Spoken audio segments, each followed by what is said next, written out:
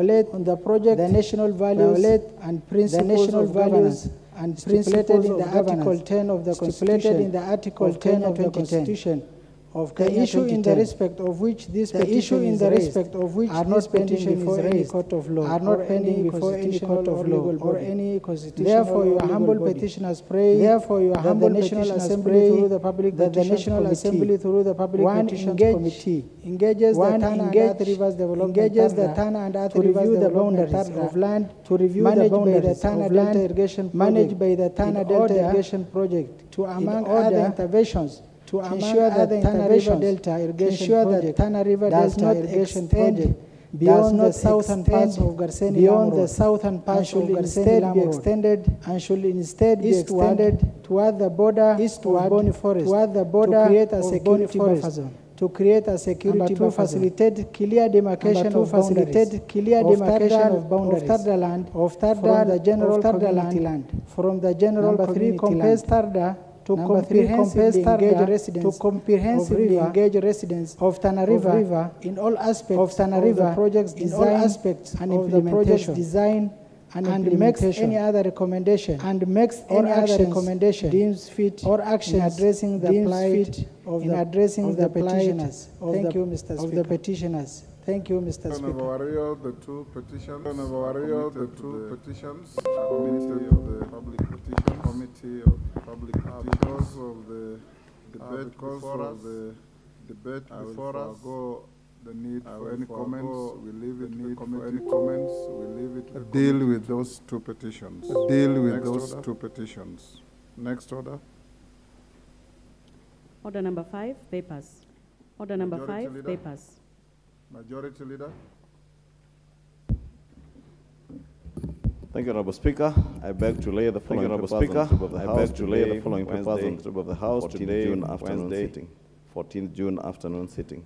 One first quarterly report for the Ethics and Anti-Corruption Commission for the year covering the period March January 2023 to 31 March of the Attorney General. From the two reports of the Auditor General and financial statements. Two reports of the Auditor General and financial statements in respect of employing institutions for the year ended 30th June 2022. Mbunge-Ini Technical Training Institute, Mbunge-Ini Technical Training Institute, Mbunge Technical Training Institute, Mbunge Technical Training Institute, Seamless Mount Elgon Lodge Limited, Seamless Vocational College, Madera Technical College, Vocational College, Madera Victoria North Vocational College, Victoria North Water Kenya, Multimedia University of Kenya, University of Kenya, National Youth Service, National Youth Council, National Youth Service, Institute of Human Resource Management, Pwani Institute of Human Resource Management, Pwani University, Kenya Water Towers Agency, National Irrigation Authority, and Vocational College, SICRI for the Blind and Deaf College, Chuka Technical Blind and Deaf College, Chuka Technical and Vocational College, and MSOS Technical and Vocational College. Thank you, Honorable Speaker.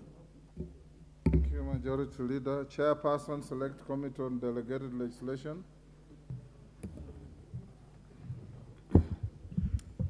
Thank you, Honorable Speaker. Honorable Speaker, I beg to lay the following paper on the table of the House today, Wednesday, 14th June 2023.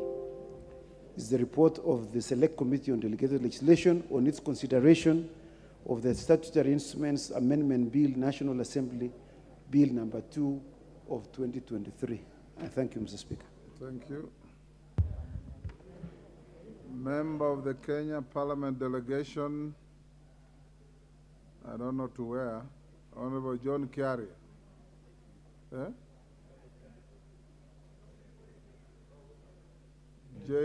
John Kiari? That must be IPU delegation. Thank you very much, Mr. Speaker, for this opportunity. And I rise, Mr. Speaker, to lay the following paper on the table of 23. And the paper I'm laying, Mr. Speaker, is a report of the 146th Assembly of the Inter-Parliamentary Union, also known as the Parliament of Parliaments, the IPU, and related meetings that were held in Manama in the Kingdom of Bahrain from the 11th to the 15th of March 2023. Mr. Speaker, I do appreciate this opportunity, and with your magnanimity, Mr. Speaker, because this is the first time I was speaking on something substantive, I would beg you allow me 1 minute to just say thank you to all the members of parliament who came in a very big way to support me when we were laying my dad to rest, and say a very special thank you to yourself, Mr. Speaker, all of Parliament, the Clerk of the National Assembly, the sergeants, and everyone who accompanied us as we were laying the great man to rest at home. I thank you, Mr. Speaker. Thank you, Kiari. Next order. Order number 6, notices of motion. Honorable Kiari. Honorable Speaker, I beg to give notice of the following motion, that this House notes the report of the 146th Assembly of the Inter-Parliamentary Union, the IPU, and related meetings that were held in Manama in the Kingdom of Bahrain from the 11th to the 15th of March 2023, laid on the table of the House on Wednesday, 14th June 2023. This is signed by myself. Thank you very much, Mr. Speaker. Thank you. Next order. Order number 7, questions and statements. Okay. Order number 8, the Finance Bill, National Assembly Bill number 14 of 2023, second reading. My records show at the time we rose, Mishi Mbogo, member for Likoni, was on the floor with 4.5 minutes to go. Honorable Mishi. Thank you, Honorable Speaker. Honorable Speaker, as I said from the onset, I strongly oppose this bill, Honorable Speaker. And Honorable Speaker, I'm just citing on the increased taxation on fuel levy. And for me, if you increase fuel levy, it means the cost of production is going to be high, the cost of transportation is going to be high. It will also affect agriculture because agriculture depends on machinery, and the machinery, they depend on diesel and petrol as power. Honorable Speaker, as you know, the cost of living right now is very high, and Kenyans have been burdened by this. Honorable Speaker, right now, unga is about 250. If by bad luck this bill passed, it will mean it will go beyond 250 shilling. That means Kenyans will not be able to have a plate of meal.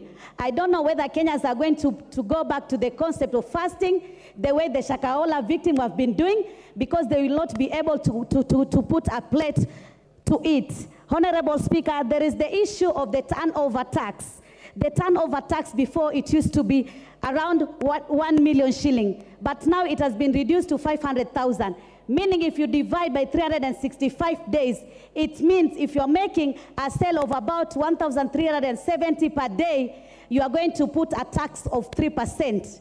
And these are the hustler people, the Mama Mboga, the Boda Boda, the Mama Mahamri. All of these people, they don't have money, they are broke, they are poor, and yet they're being told to give that kind of a taxation. Honorable Speaker, the issue of housing, I think this could be done voluntary, because right now, so many Kenyans, especially the civil servants, let's look on our humble teachers, our police officers, our KDF guys, and other civil servants who have already incurred some mortgages from other financial institutions. Others have taken loans from various banks, and yet they are being forced to pay a fund for housing. Honorable Speaker, I think it should not be mandatory, but it should be a voluntary. So many questions have been raised on this issue of housing. For instance, if a couple, both of them are civil servants, are they both going to be charged that 3%? Is 2 houses a priority for them? Maybe they would need to have only 1 house. But then, because they are both civil servants, they are going to pay that taxation. Another question is, for somebody who has few years to retirement, maybe 5 or 10 years, if he pays that taxation for 5 and 10 years, what will happen? Is he going to get that house? If he's not going to get that house, where will that money go? Is he going to get that money back? Is he going to get an interest of that money? So there are so many questions which, as Kenyans, we need to have been thought about it even before putting on in this bill. Honorable Chair, there is a saying in Kiswahili which says, mtu ujikuna afikapo. swallow. I know we have put a big budget, but do we chew what we cannot swallow? Let us just go gradually, because Rome was not built in a day. I know there is a lot of wastages. There is a lot of corruption. If you only look on those loopholes, on the wastages and on the corruption, and also those vote heads, which they are not that priority. I don't say that they're not important, but maybe it's not a priority. Like today in the budget, there are some offices which have been allocated, huge fund, a lot of money, big monies, and yet if you look on the function and the roles, it is not a priority. Our priority as a country is to reduce the cost of living for Kenyans. Honorable Speaker, I want also to talk about the increased tax on mobile money transfer. As you know right now, majority of Kenyans, I can say maybe over 70%, they depend on mobile money transfer. Even our parents in the rural setup where the banks are not there, we keep on sending money via mobile money transfer. And today, we are going to increase the taxation from 12 to 15%. That means you will pay more 3% to send money through mobile money M-Pesa. Honorable Speaker, there is also advanced tax on commercial vehicle. When you talk about commercial vehicle, you don't miss to talk about matatus, you don't miss to talk about lorries. We are using matatu. Is the fare not going to be high? It is going to be high. You want to maybe to transfer your materials, building material and something else using the lorries. Lorry is also part of the vehicles which you are talking about here. So it means it will be very expensive. Honorable Speaker, I want to urge my colleague to be objective leader, which I believe they are objective leader, and look at this bill and look at Kenyans. Because we don't say that we don't want to pay tax. Taxation is part. Mutunga. Yes, was a point of order. Kamket. Is it Kamket?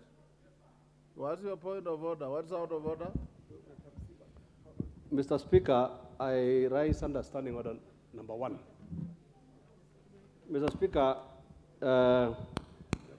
given the interest in this bill, and having noted, Mr. Speaker, that the card system in this House is totally rigged, could I be in order, Mr. Speaker, that you use a mixture of both the card and other considerations in identifying members to speak. What are the other considerations? There are other members, Mr. Speaker. There are members, Mr. Speaker, who never even went for lunch. They were here literally, they put their cards from 1 up to now. And there are other members, perhaps, Mr. Speaker, who may have been doing other things for their constituency.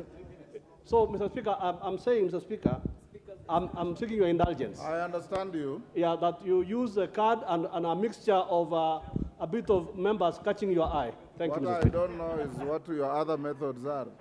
But members, the screen is full, both requests and interventions. Requests are 89. But on the screen, I can only see about 15, of course, because of the structure of the screen. Interventions are 9. And I know many more who want to speak. Listening to the tone of the debate, it's up to you as a House to decide whether you want to stick to 5 minutes or you want to cut a little less. You are okay with 5 minutes? Okay.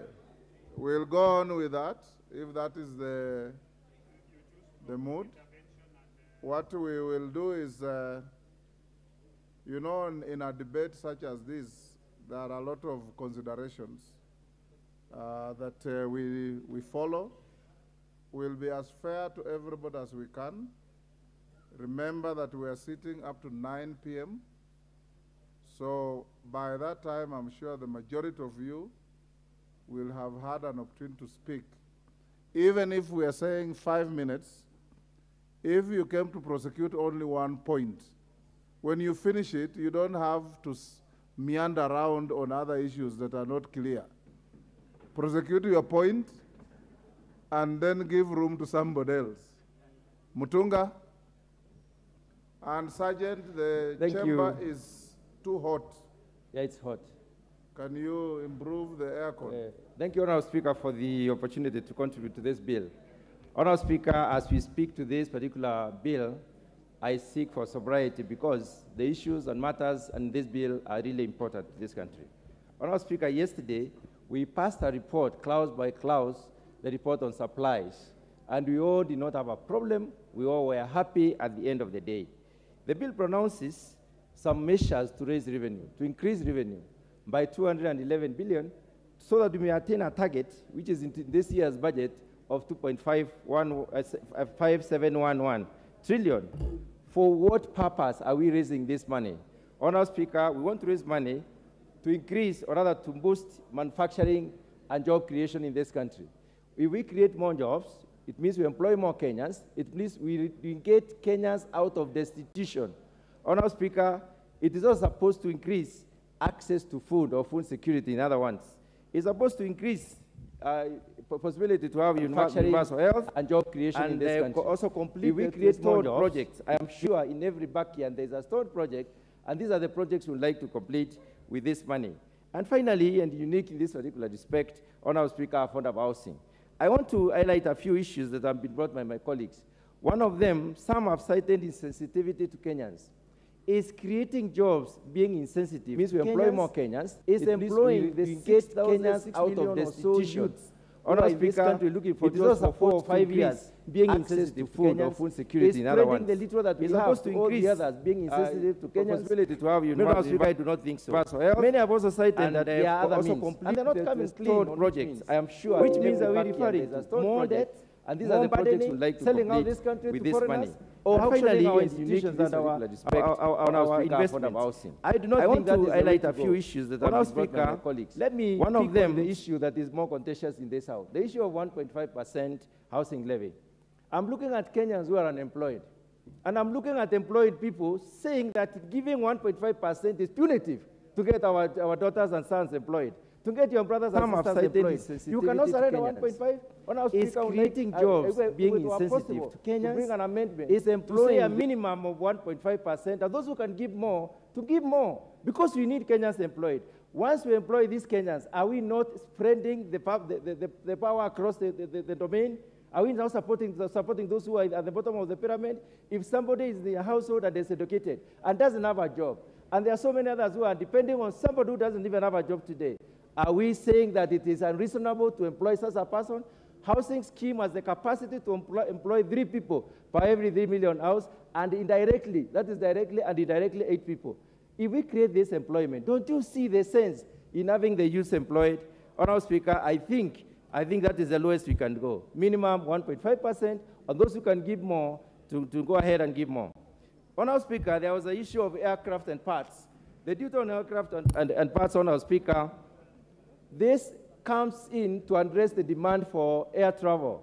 I am sure some of us here suffer because they do not have air travel. I come from Meru. We have an airport at Isiolo, which we can use very effectively, but there is no commuter plane. We would like to have a commuter plane like the one going to Kisumu, like the one going to Mombasa, like the one going to Garissa. We would like that. Investment in this field is impossible because of the cost. Is that really being unreasonable? Don't we have important things to do over time? Is our time not useful as it is, as yours is? Let's look at these things positively and try to see how we can build this economy in a better way. Honourable Speaker, there is the issue of investment in reducing cost when it comes to importation of materials. When you look at the bill, there are about 21 ways in which it is lifting the Kenyans out of the burden. And the issue of the fuel levy from 8 to 16%. Look at the other East African countries whom we compare with. I'm sure some people are saying in their minds that we should not compare ourselves with anybody. But are we living in a universe which is only us alone, or are we living in a universal economy? In a universal economy, we respond as per the others. If the others have 16%, why not us? Tell me, why not us? Honourable Speaker, I support fully this bill. Lilian Kogo. Lilian Kogo. Thank you so much, Honorable Speaker. Yes, Minority Whip, Honorable Dr. Lilian Kogo. Thank you. Thank you so much. PhD, LLM, Thank you. Not LCC. Honorable Speaker, allow me, Papa, to rise and vehemently oppose this particular Finance Bill 2023. And I want to do it on the basis of a couple of matters. And after that, I'll just sit down, Honorable Speaker. It is proposed, Honorable Speaker, that there is a tax that is going to be placed on what is being assumed or being called beauty products. And beauty products, most of the consumers of beauty products are women, Honorable Speaker. And I do not know why somebody would hate Kenyan women that much. Why do you hate Kenyan women that you don't want them to be beautiful? Why do you want to hate Kenyan women so much so that even when you send fare, you complain? Why do you want to hate Kenyan women to the extent that you assume these are beauty products? But things like wigs are used by women probably to cover up when they are having or they are suffering from cancer. What I'm saying, Honorable Speaker, these are not only beauty products, Honorable Speaker. We have both men and women who suffer fungal infection of nails, Honorable Speaker. And that is why people end up using what they call fake nail products. These are not necessarily used for beauty. These are even recommended by doctors. But what I really hate is the attitude that people have towards Kenyan women, Honorable Speaker. We want to compete with others in beauty. We want to also look nice. We want our husbands to see us beautiful, Honorable Speaker. And we have a right, Honorable Speaker, to use this addition product, Honorable Speaker. So whoever thought about putting any or introducing taxation on beauty products, please think twice. Because I know even your wife at home uses them.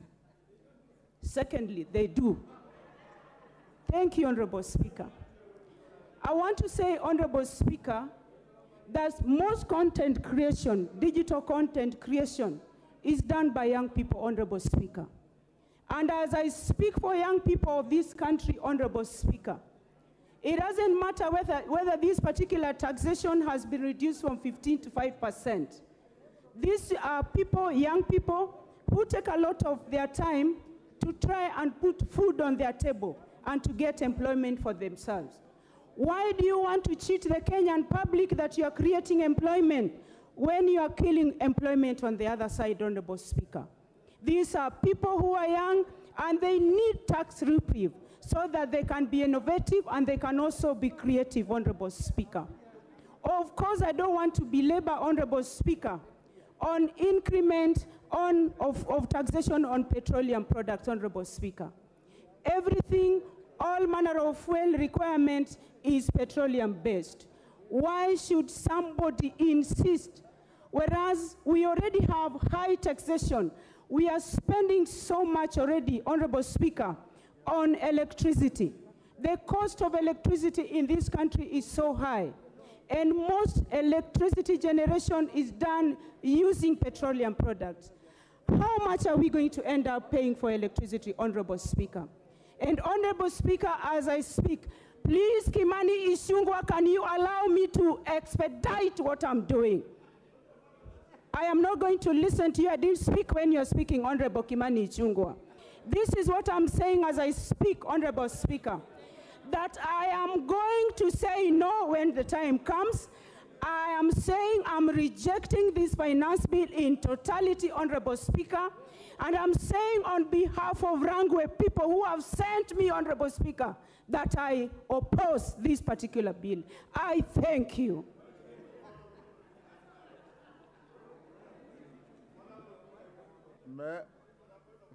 Yes. Honorable Speaker, on a light note, you need to protect me. And I appreciate that there are some members who generate bonga points from their constituencies by mentioning the name Kimani Ichung'wah. But you know, it can't be that I can't even smile. I know Lilian Gogo is a beautiful lady from Rangwe. And when she speaks about generation of electricity and says most of the electricity is generated through fuel. And I smile at her because she knows she's lying. And I was only smiling because she's telling a green lie. She knows most of our electricity today is green energy. It is not thermal energy. Okay. And because she knows it is the truth, she's misleading your people. Point. Please protect me, Mr. Speaker. Order. Order. Order. Member for Manyata. Yes, Chonga, what is the problem? Hold on, Kitonga. Thank you, Mr. Speaker. If you have been observing since when this session started, two members, the majority, leader of majority and his deputy, are busy intimidating this side instead of following what is going on. They are bullying the opposition side. Mr. Speaker, my request, Mr. Speaker, yes, is to make a statement about these two leaders here. Order, Honorable Chonga. Order, Honorable Chonga. Order, Honorable Chonga. Honorable Chonga, you are legitimately elected by your people. And you should not allow yourself to be intimidated by simply a member looking across at you. That cannot be, and the House will protect every member against, and there's no limitation as to where members should sit. Kitonga Kon. Thank you, Honorable Speaker, and I thank you for this opportunity to contribute to this very important bill. Honorable Speaker, before I even go on, I want to start by correcting the honorable member who has just contributed. And I want to say, Honorable Speaker, that it's important when members are contributing to this, they should have at least gone through the bill. Honorable Speaker, if members turn to page 169, they will see that the clause that was taxing human hair and products, beauty products, has been deleted by the committee, Honorable Speaker. So I can assure the member that she will be beautiful and she will continue being beautiful. But we also insist on natural beauty, Honorable Speaker. But Honorable Speaker, there has been a talk so much about the hustler in this bill. And Honorable Speaker, it's important we demystify and know who are really looking up for the hustlers. Honorable Speaker, anybody who says that when we are talking of building houses, getting money that can be able to go down to our tribes, our construction of markets and everything, Honorable Speaker, is bad, that is a member that does not care about the hustlers. And Honorable Speaker, there are members who are opposing this bill, but what they want is to have youths that are desperate, that can be used for maandamano and to cause havoc in this country because they have no work or duties to do, Honorable Speaker. I would like to say that this bill, Honorable Speaker, the finance bill, is a bill that is all-rounded. And Honorable Speaker, because I have been thinking clearly on alternatives, and having looked at the people who have thought out this bill, I've seen they have looked at it wholesomely. I would like to say that it is upon the executive, because it is true that we are tightening our belt. And I want to say this clearly, Honorable Speaker, that we will do our part and pass this bill in this House, Honorable Speaker. But at the same time, I would like to call upon His Excellency the President and his cabinet and anybody else, including this Parliament, to start looking at how we are spending the money for taxpayers. I would like to see a case where we have austerity measures so that while Kenyans are tightening their belt, while Kenyans are trying as much as possible, we get these monies, Honorable Speaker, but let us have as showing, not only doing, but also showing that we understand the status of this country and we put austerity measures and close those loopholes where, Honorable Speaker, money get lost. I would like to say that, Honorable Speaker, I was happy yesterday when I saw the money that has been given to institutions that fight corruption.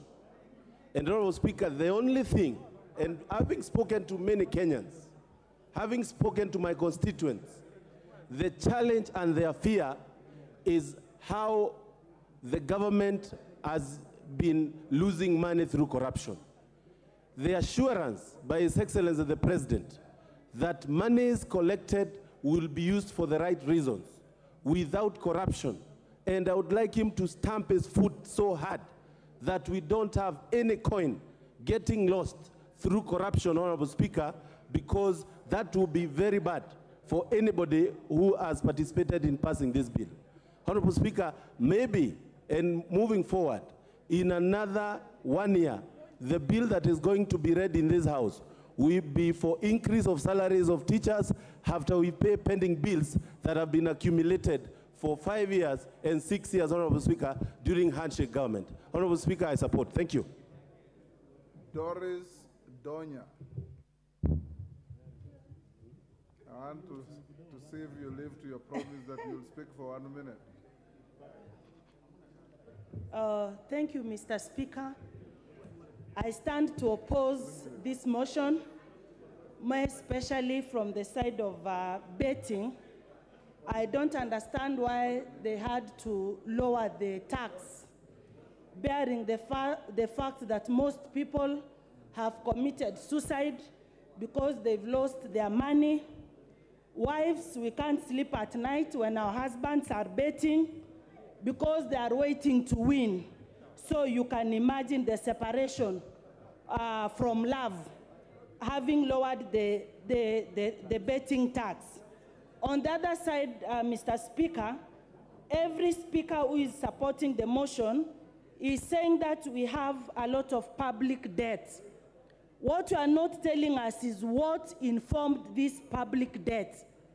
What can Kenyans celebrate when we talk of these debts? What is the value? I come from Kisii.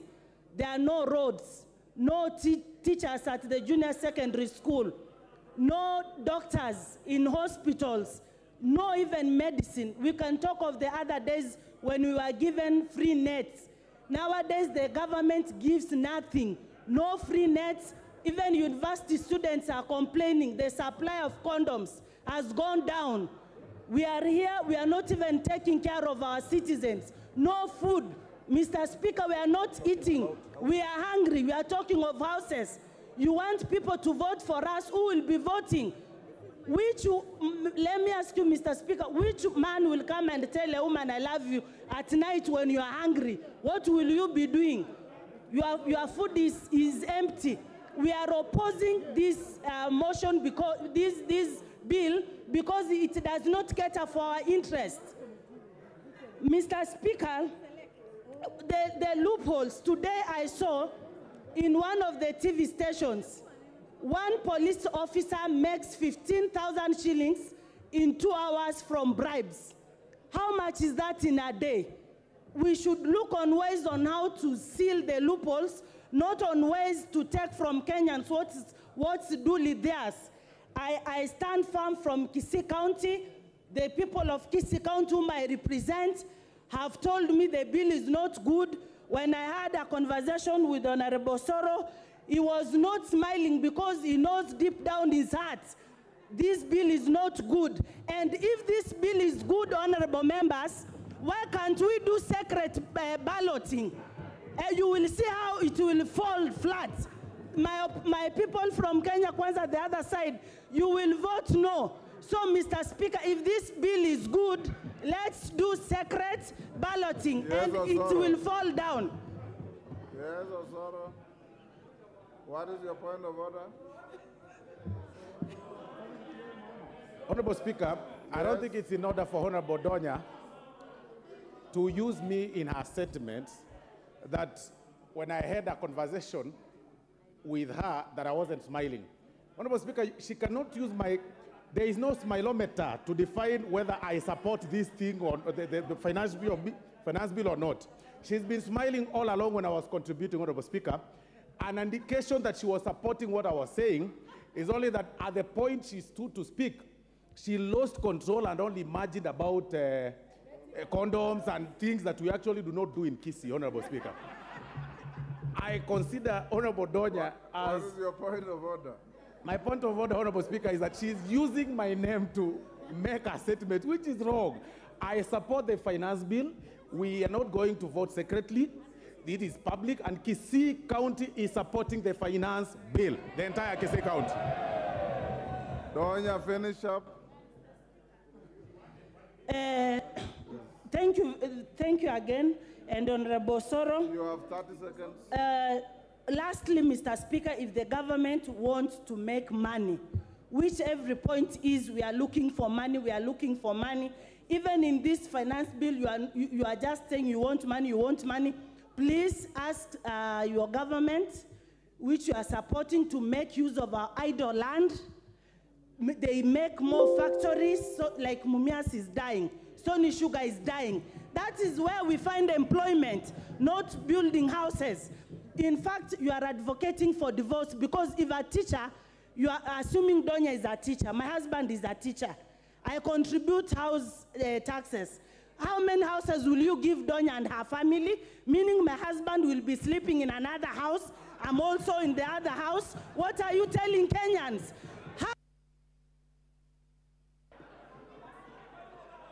Thank you. Thank you, Honorable Donya. Owen Bayer.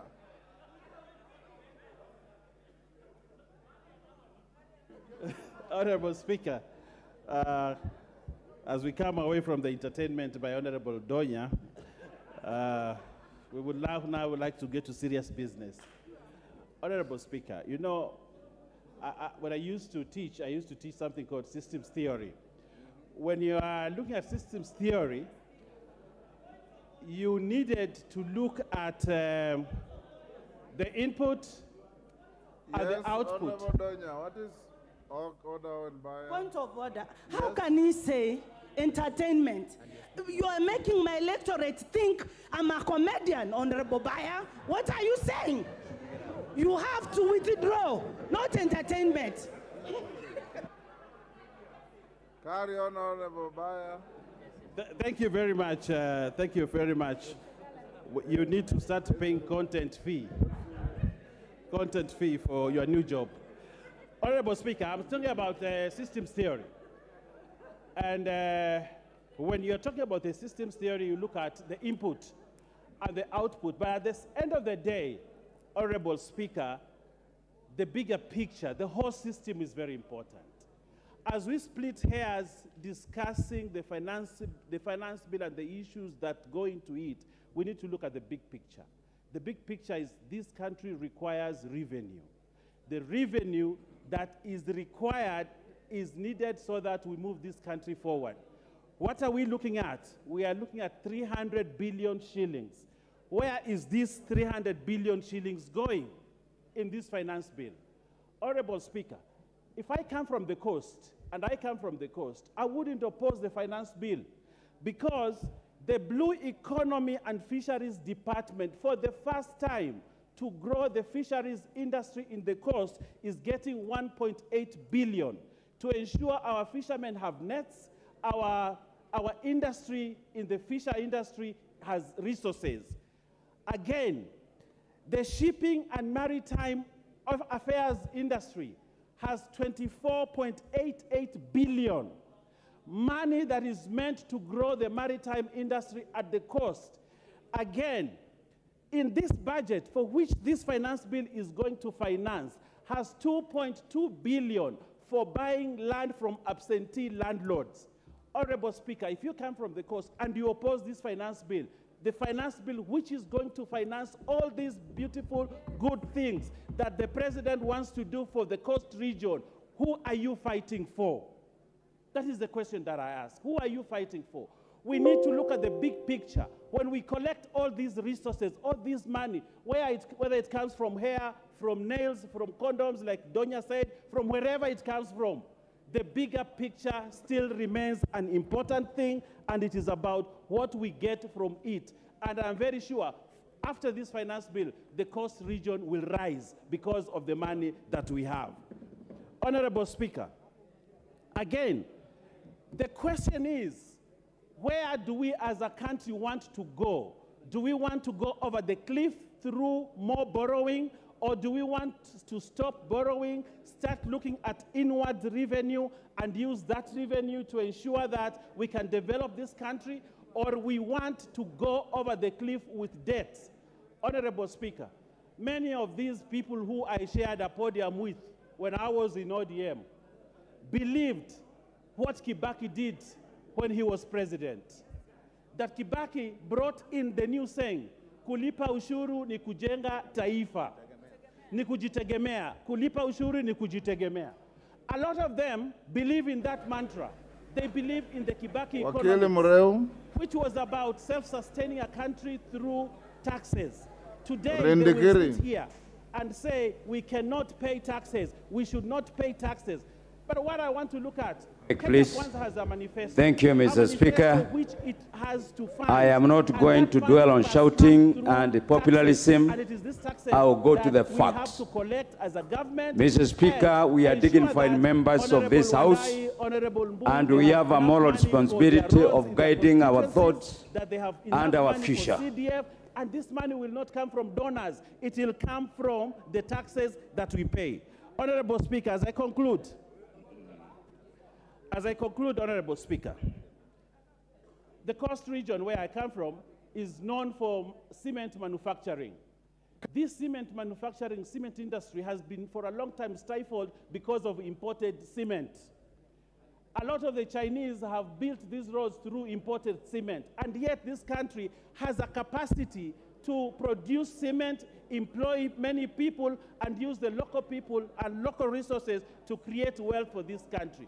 Today I'm happy because this finance bill imposes a heavy tax on imported cement, giving an opportunity to the cement industry and the cement industry in this country to develop. Honorable Speaker, we have the ultimate duty as leaders to ensure that we sacrifice just like our ancestors and our forefathers sacrificed for this country. We cannot be talking about me and I and the other. We need to look at the nation, at the country. We need to, Kenya must rise, and it cannot rise. Thank you, Ruth Odinga.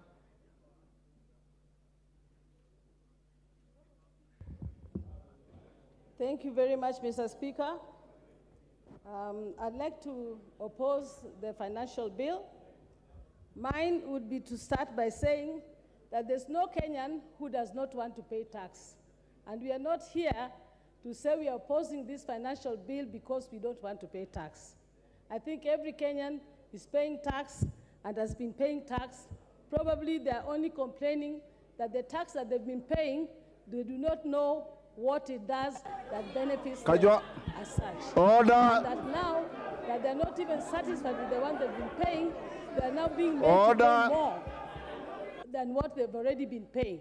And I think that should be stated clearly, because it's important that we are not misled by the KK brothers of ours here to say that we are saying people should not pay tax. That is not the case. I would like to start off with the fuel levy.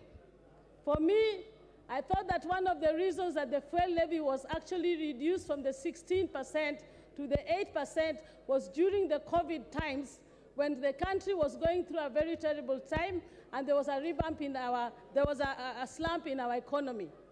And after that, we are now in a period that we are stating that the economy is now back to normal. I don't think so. I don't going know why through this bill. KK the Kenya Kwanza team have decided to agree. The government is saying that now We are back to paying 16% from 8%. Understand that the bigger, greater masters are the people who voted us. People are suffering more. Not those Most who businesses imposed are us still on these closed since positions. COVID. Mr. What Speaker, has happened Mr. that has Speaker, informed us this in our House state cannot that go the- down in the- history the as a prime House levy which should disregarded go the from 8 to plight of the people. 16%. I think that This was too House much must of a go down in drastic history change. as a House which stood with the people at their hour of need. And with those very many remarks, Mr. Speaker, I oppose in totality. Thank you. Being an agricultural Dindi Nyoro.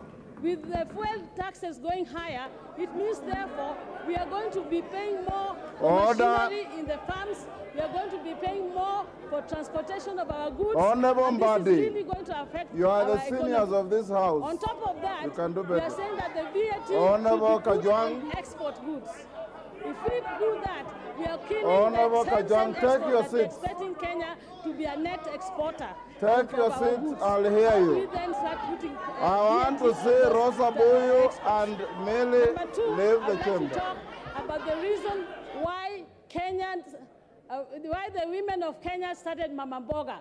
The Mama Mboga movement of us, where we are now having women doing table banking, started because women were not feeling confident enough to go to the banks to get money from the banks. Reason was that the banks were charging high interest and taxes to the women. They therefore started this table banking. Now, the table banking has been helping the Mama Mboga. If you now start saying you're going to be charging taxes on the table banking, this is actually immoral and criminal to say that you want to tax Mama Mboga. That is going to really be one of the things that I think is going to make this country to flop. Third and most, I come from Kisumu County, and Kisumu in Western Kenya and the whole of Western Kenya have got, through in historical injustice, have never been able to have the industries that some of these other parts of the country enjoy. Most of our economy is actually run by the Jua Kali sector. And when you now say that you're going to put the what do you call it? Turnover tax to be able to see that we are now paying taxes from 500,000 instead of the 1 million. You are actually, anyway, I know my time is about up, Bwana Speaker. I want to say something last. Bwana Osoro, you actually said that in Kenya, those who have, the majority have their way as the minority have their say. The majority in Kenya are the Kenyans who are out there.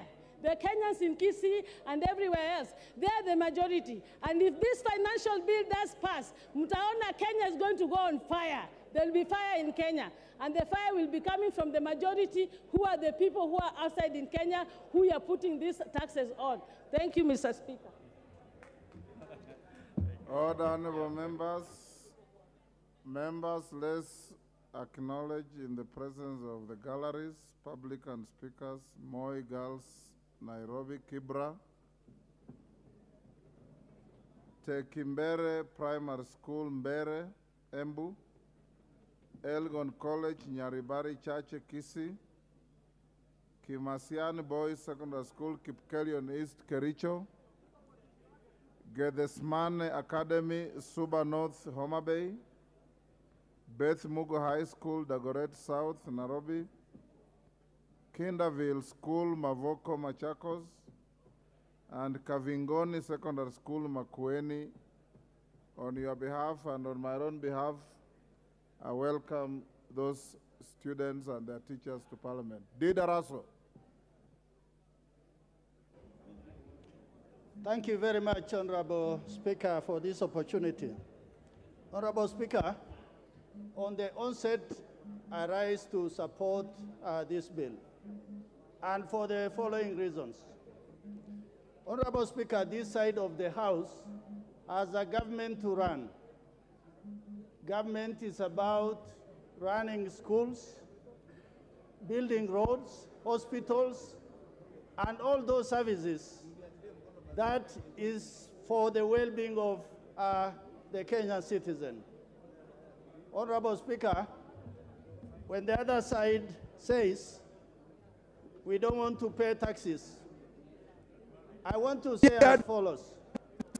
Every week, I drive eyebrows, 8 hours to market. eyelashes, artificial nails. Mr. Speaker, these people have a bone to pick with poor Kenyans. Population is small. They don't want our women to be beautiful. They don't want our men to be well kept. Mr. Speaker, they are basically strangulating every other poor Kenyan who is struggling. For that reason, Mr. Speaker, as we speak, those saloons, those... Taxation is about generation. That one generation must bequeath something to the following generation. And we have the choice. Either we bequeath them burden and poverty, or prosperity and equity. And in this particular case, I believe Kenya Kwanza government has said, let us bequeath equity and prosperity to the people of Kenya and for the following generation. Honorable Speaker, taxation comes with many things. One of it is burden. Everybody must dig into their pockets. But you have to make a choice. Do you want tomorrow to be much harder than today, or to make it harder today so that tomorrow you will have a better life?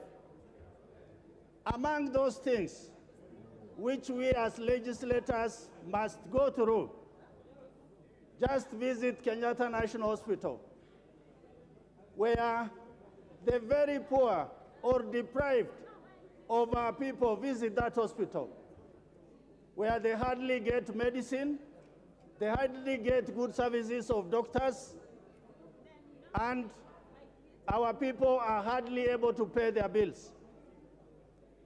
But the doctors there and the staff that is in Kenyatta National Hospital, I think they are doing a magnificent job.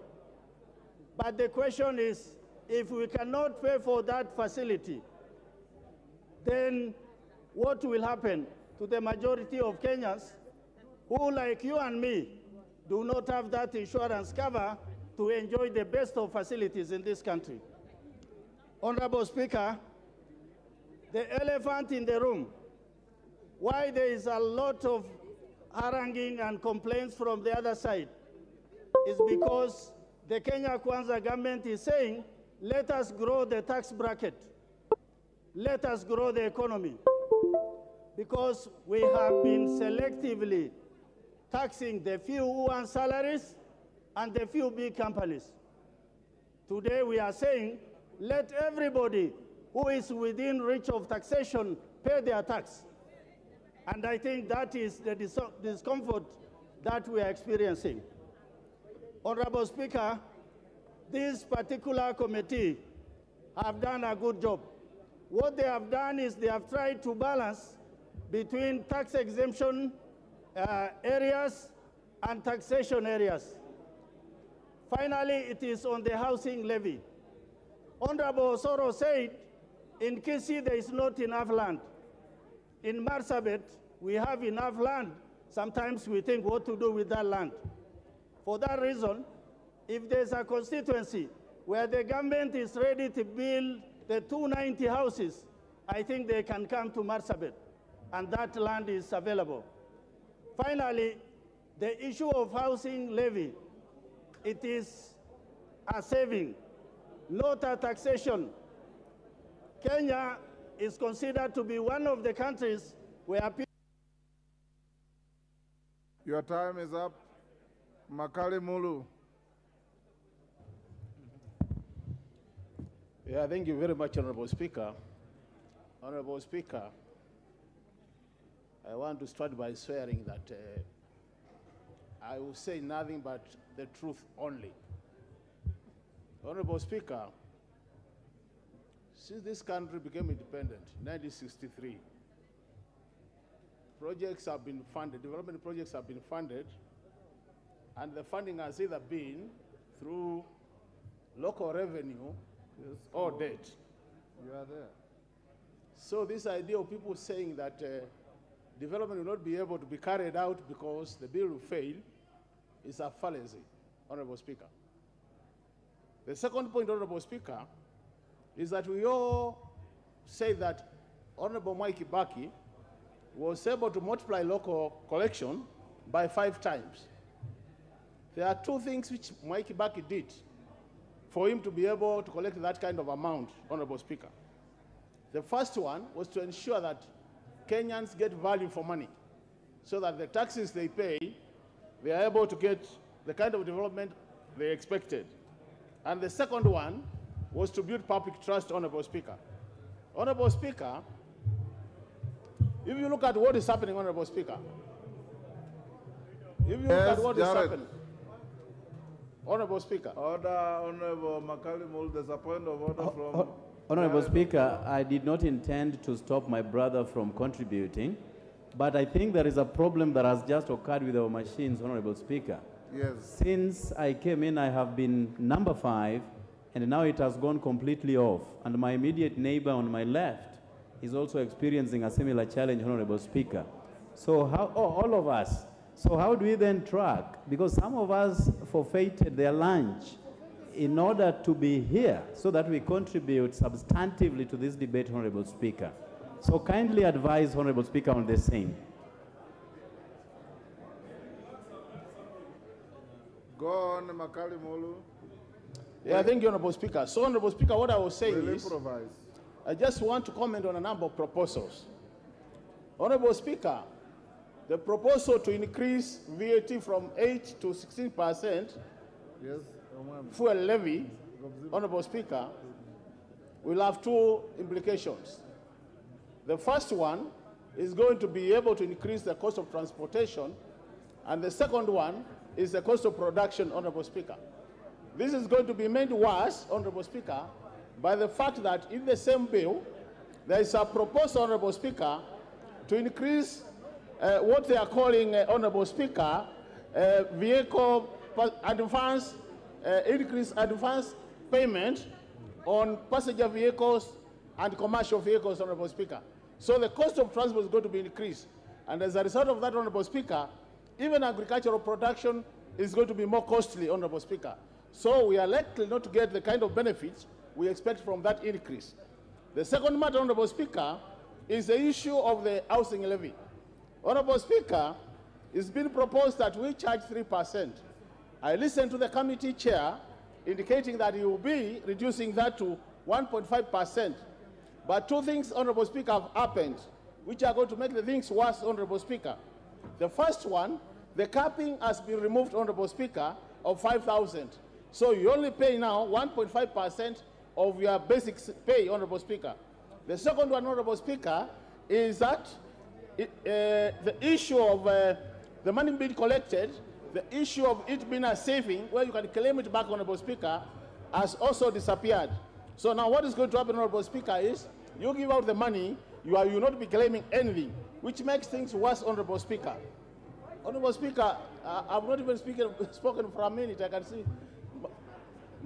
Yeah, so Honorable Speaker, the issue is the housing levy, Honorable Speaker, will be making matters worse for the Kenyans instead of improving it.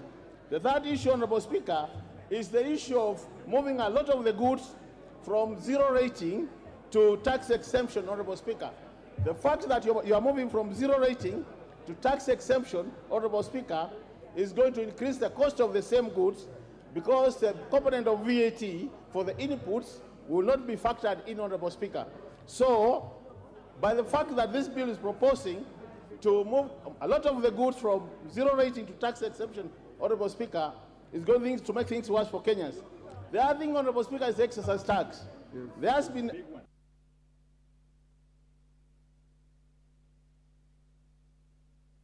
We'll even decide that. Okay. Yes. But we'll... Yes. Thank you, Makali Mulu.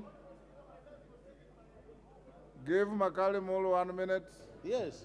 Thank you, Honorable Speaker. So the last point, Honorable Speaker, is the issue of the excise tax, where I was saying the fact that when you impose excise duty, Honorable Speaker, on goods like clear, cement, and sugar, what will happen, Honorable Speaker, is even the expectation of generating more revenue or improving local manufacturing is going to be negated. On this basis, Honorable Speaker, what I want to say is The way the bill is being proposed by the Finance Committee is making things worse for the Kenyans, and this makes it a very strong candidate for rejection. So on those basis, Honorable Speaker, this bill should be rejected so that we help Kenyans improve their lives. Thank you, Honorable Speaker. Rahim Daud.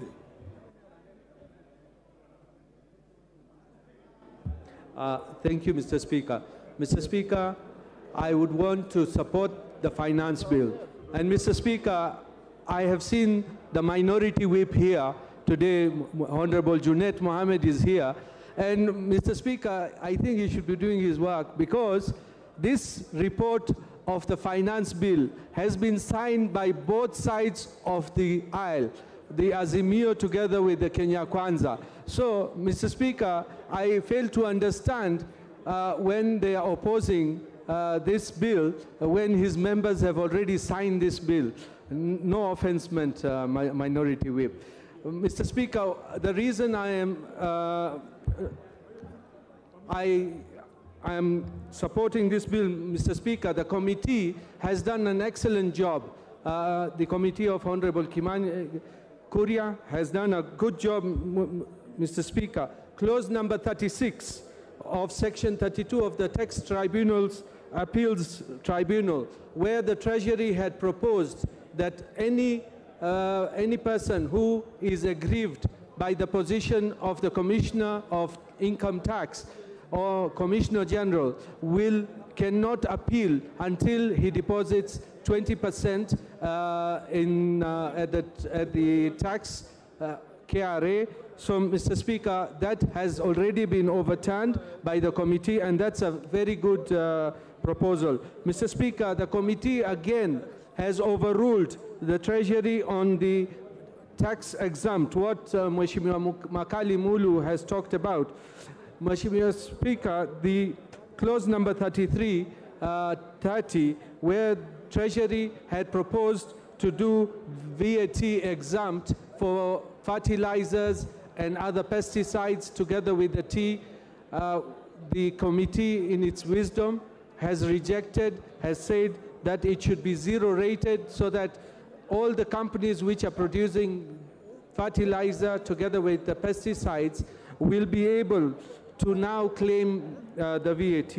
Mr. Speaker, the other thing one of the previous speakers has talked about, I think I did raise an issue, but the mobile tax has not been increased. It was proposed to be 15 from 12, but the committee has retained it at 12 and ignored Treasury. So, Mr. Speaker, that should be even noted.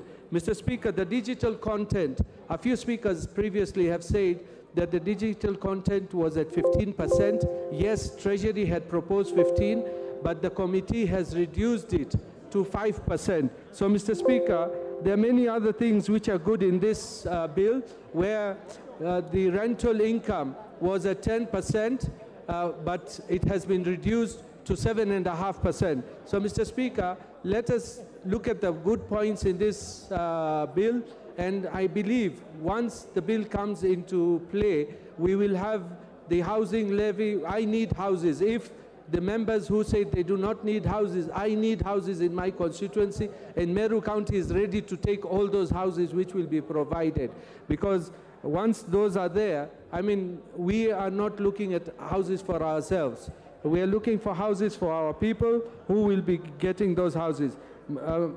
Mr. Speaker, the clause number 52, where the committee has rejected the proposal of Treasury to give the Commissioner of Tax to registration on notification of abuse of power. So, Mr. Speaker, there are a lot of good things in it. The LPG, 16% VAT on LPG has already been removed. So that will mean LPG now will be costing much, much cheaper, and green energy as well. There are many incentives for the green energy. So with those few remarks, Mr. Speaker, I wish to support. And there are people on many WhatsApp groups, they say that they will probably not elect us in 2027. We want to tell them, wait and see how these tax proposals will work, and I believe they will work to our good. And the Azimio should give us their proposals of the budget, not to to pinpoint the bad parts. They should have told us what would they have done differently rather than criticizing everything what has been done. Thank you, Mr. Speaker, and I support. Karoli Omondi.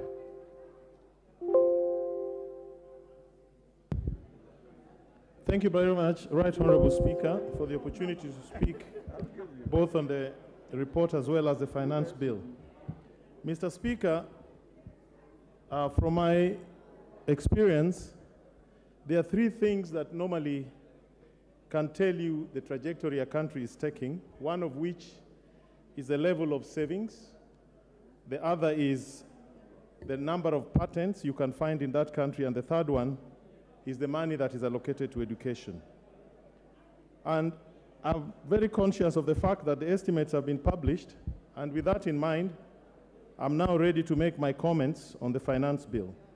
I've noted in the estimates that there's an increment in CDF allocation, probably of 18 to 22 million per constituency. In my case, in Suba South, where we give each student 10,000 shillings, that would mean additional resources for 1,800 students. I've also noted that there's an increase in allocation for the educational sector.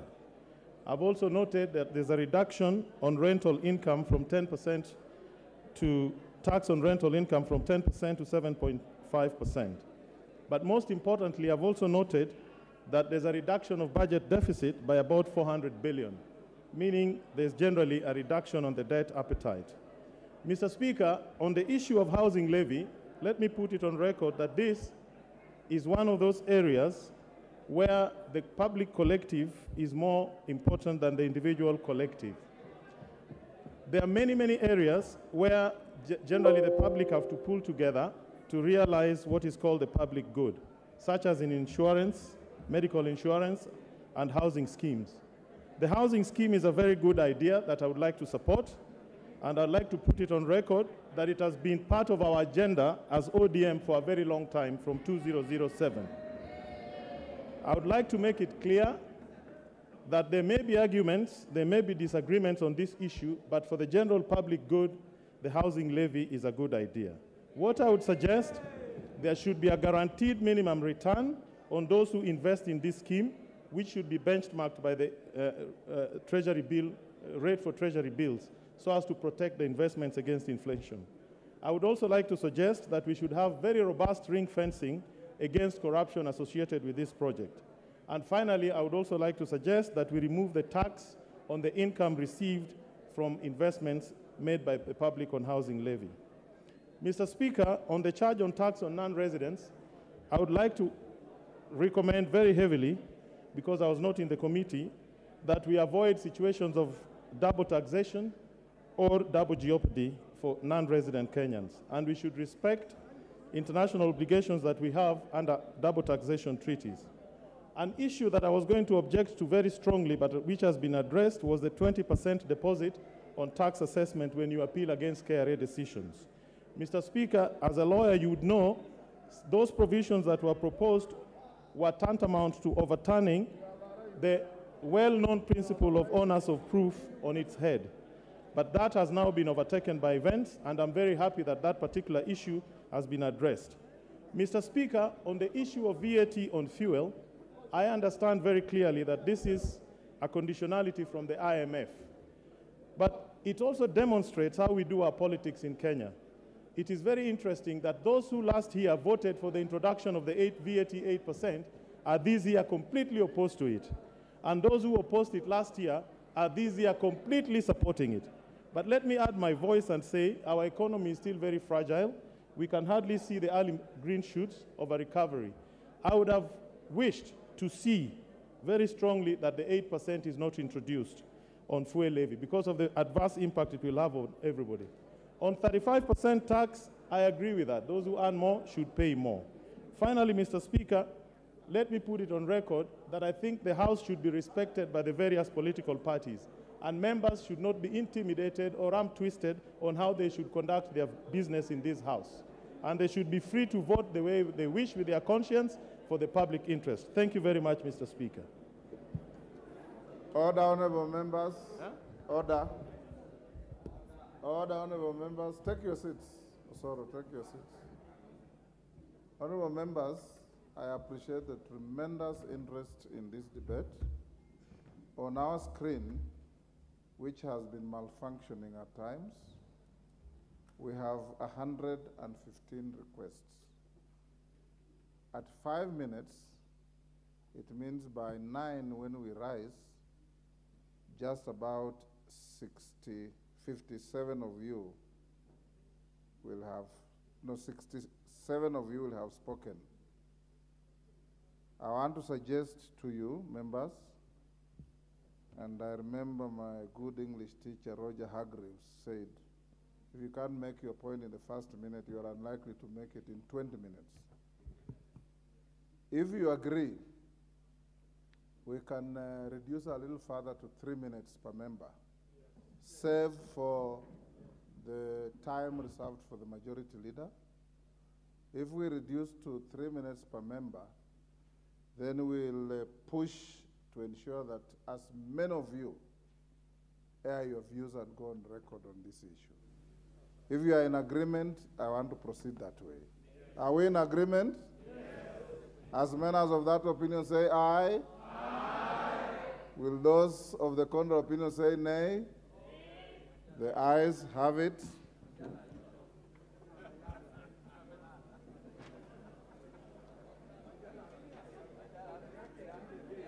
David Ocheng. Adjust your timing, 3 minutes. And honorable members, please reduce your trips to the chair so that we can order. Honorable members, please reduce your trips to the chair. We'll make sure everybody speaks.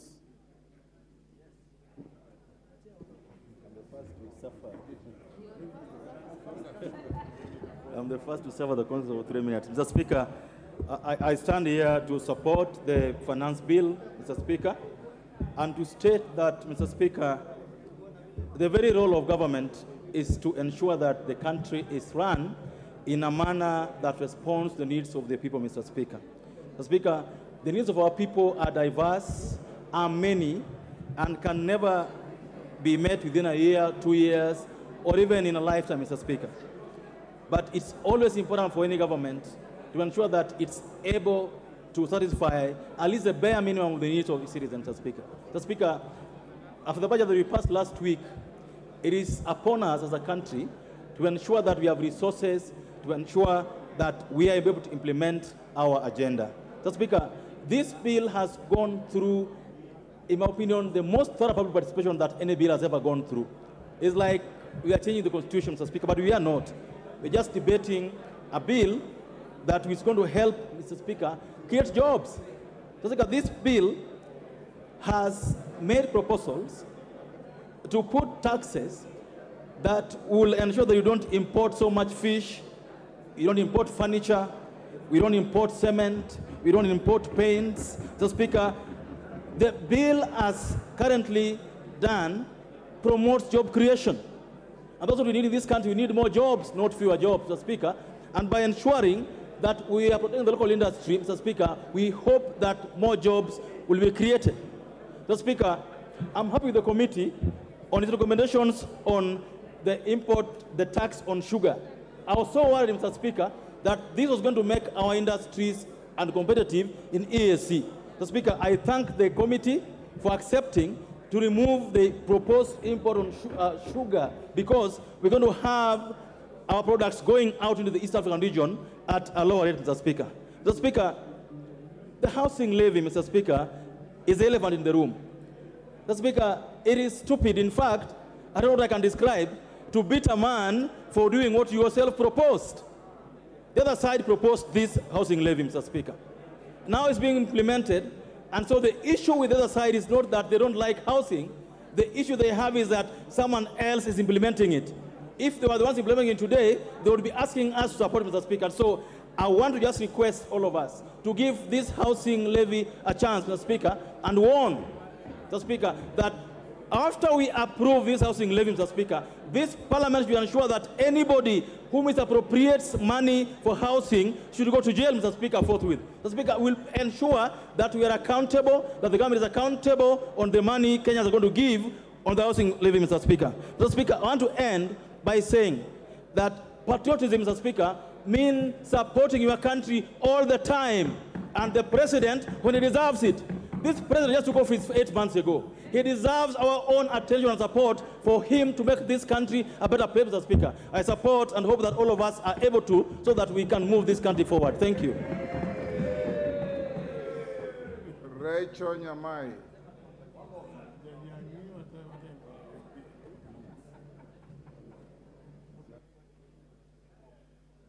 Thank you, Honorable you Speaker. Have 3 minutes each. Thank you, Honorable Speaker, for this opportunity. Honorable Speaker, on the onset, I support this bill.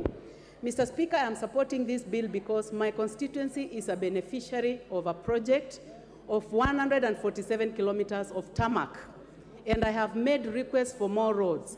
So I will be insincere, Honorable Speaker, to be in this House to say that the budget should not be financed.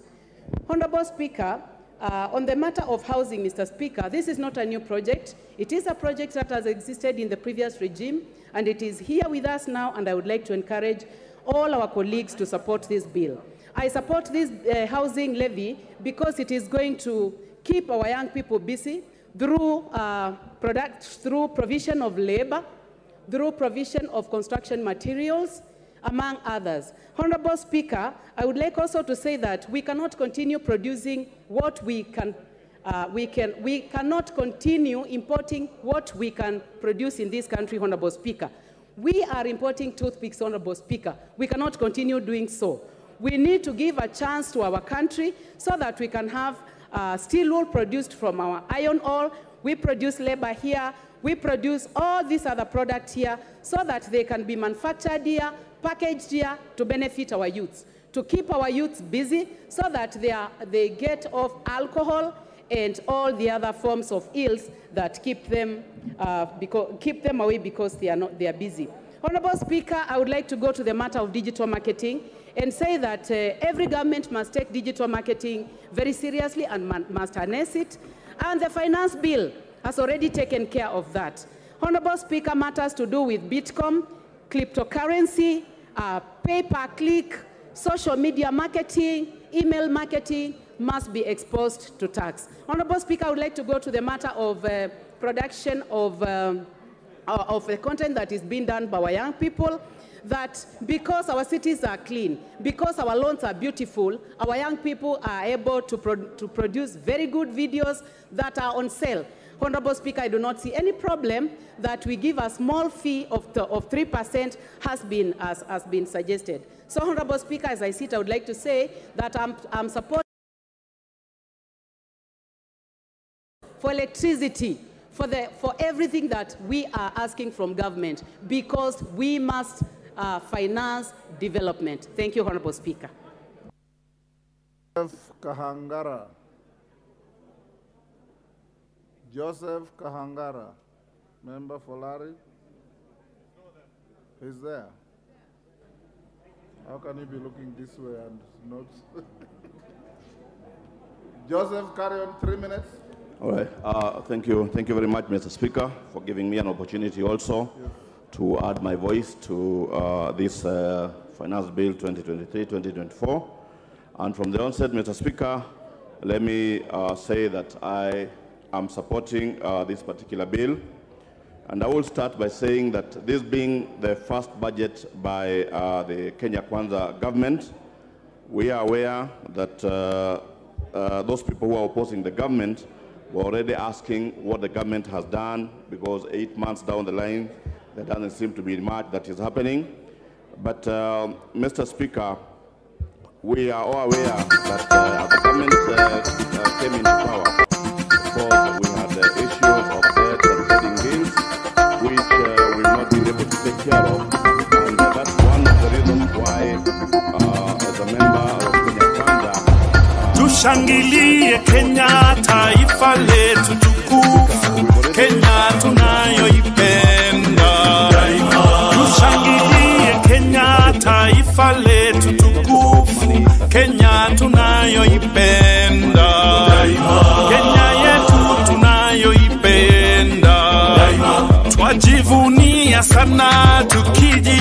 tukijiita wa Kenya, nchi yenye baraka.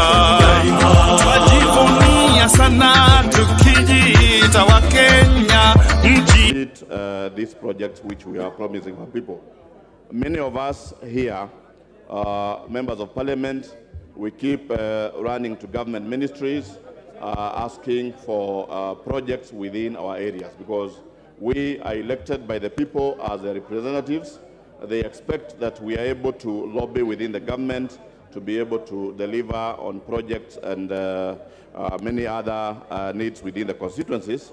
And as we do that, Mr. Speaker, anytime our president or the leadership would come visiting our constituencies, we'll tell them that we need particular projects. So, Mr. Speaker, let me say that the finance bill is going to provide us with that money so that we are able to be able to give the services to our people. And where I come from, in Larry constituency, we need roads, we need water, we need hospitals, and I would actually say that we are consumers of taxes paid by Kenyans. And in that case, I am supporting this bill because we provide the money, my people are going to get the necessary services. I thank you, Mr. Speaker. Rafael Wanjala.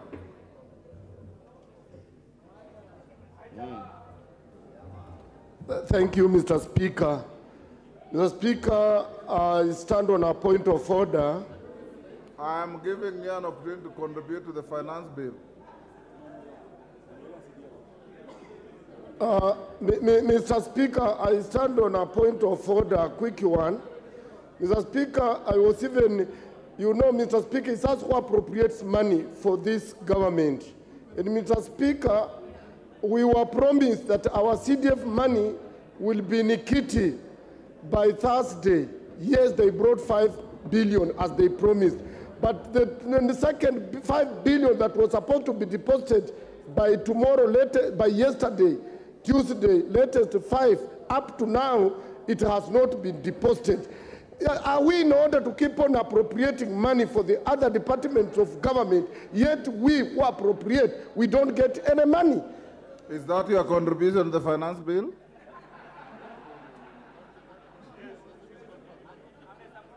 Honorable Anjala, take your seat. Before I came to this chamber at 2:30, order, Honorable Koyo. Before I came to this chamber at 2:30,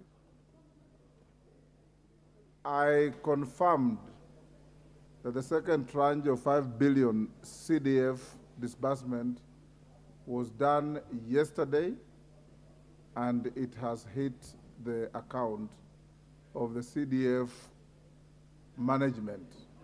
You may cross-check, but I checked with the Treasury, and Order Wanjala, you know me, we have been in the same party for a long time, before you veered off, and I'm telling you as a fact that the money was disbursed, 5 billion, and the minister has indicated that before the closure of this financial year, all the outstanding CDF money will have been disbursed. I know, Pasaris, you want to ask about the Women Fund. The two are congenital twins. The two are congenital twins. They go together.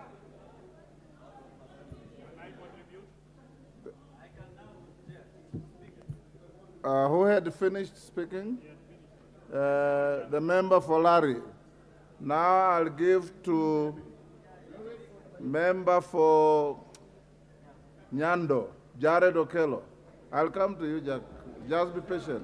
Honorable Speaker, I thank you. Everybody will speak. Just be patient. Oh, my 1 minute is already going. Honorable Speaker, I thank you very much for the opportunity, and I rise to vehemently oppose the finance bill, because it is that which will paint a very gloomy picture on the faces of the electorate that sent us into this House, Honorable Speaker. Honorable Speaker, this morning I was driving to Parliament, but I also thought of detouring into immigration to check on a passport that I've been pursuing for a little longer. And Honorable Speaker, I was told a similar story, that the machine broke down over 1 year ago, and it has not been rectified to date. And Honorable Speaker, that is the same government that wants to provide me with a house. And similarly, Honorable Speaker, I tend to look at the squalor situation that our police officers live in. 60 years after independence, Honorable Speaker, and that is the same government that is promising me a house in the next 7 years, Honorable Speaker. Either there is an absolute appetite for money in this government, or there is greater affinity for corruption that will be unraveled within the next few years, Honorable Speaker. I am perturbed that the VAT on fuel that will move from 8% to 16% will have a multiply effect on everything from production to manufacturing to transport. Every sector will have to hike their prices just because of big movement from 8% to 16% of VAT, Honorable Speaker. This is something that we have to interrogate very well. Honorable Speaker, I come from a sugar-growing region, and I'm disturbed that the local sugar is now going to attract taxation. And yet we know that under the COMESA trade tariffs, there is zero rated taxes on COMESA sugar, Honorable Speaker. Are we killing our sugar to the detriment? Are we, perpetuating the interest of COMESA sugar to the detriment of our own, Honorable Speaker? I am told, and I have read, that there will be VAT on insurance, Honorable Speaker. Are we taxing the accident, or we are taxing the injury, Honorable Speaker? These are some things that we need to really look into, Honorable Speaker. Then there is finally the tax amnesty that has been taken back to December 2022, Honorable Speaker. The law does not act retroactively. The law moves forward. So either there is something fishy with this tax amnesty, or there are a few individuals who would want to escape the hangman's noose when it comes to tax violations, Honorable Speaker. And with that, I thank you for the opportunity. Bashir. Honorable Bashir. Thank you, Honorable Speaker. Honorable Speaker, this Finance Bill 2023 has generated a lot of interest, more so to most of Kenyans. And the reason for that is because of the lies and the rumors surrounding the finance bill. Some Kenyans were actually asking me, why is the government introducing a finance bill looking like there has never been a finance bill in Parliament? That this is the first finance bill ever to grace this House. And that is the concept that those who are opposed have driven into the minds of Kenyans. Honorable Speaker, when you look at the entire finance bill cumulatively, how much does it plug into the 2023-2024 budget? Only 311 billion Kenyan shillings. But what it has created, it's as if that this finance bill is being used to generate 1 trillion shillings. And I'm sure those opposing have not even taken into cognizance that it is only plugging 311 billion shillings into the budget of 2.6 trillion shillings. These are things that people don't want to know about it. And so the point is that don't make it like this is Finance Bill 2023 is the entire budget and everything. No, that is the only amount it is bringing. But again, do we have a choice? The choices are two. We raise taxes or we borrow. The easier route is to borrow. The hard road is to raise taxes. When you borrow, it's an easy route, but ultimately you will pay through the nose. But if you raise your own taxes, however painful it is, because as I said, no pain, no gain. You must raise taxes so that you can feel the pain. Honorable Speaker, there are issues that I've been talking about, housing levy. Let me ask, these houses that are being built, who is going to build? Who are the casual laborers? Who are the suppliers of materials? Are they not Kenyans? Are we not going to generate employment and resources for those who are building and those who are selling the materials? We do. All of us here seated here have houses. And you are saying housing is not a priority. Why do you live in a house? Why don't you live in caves? Let's not cheat Kenyans. The amount that we raise is supposed to be used for welfare and service. Anthony Oloch.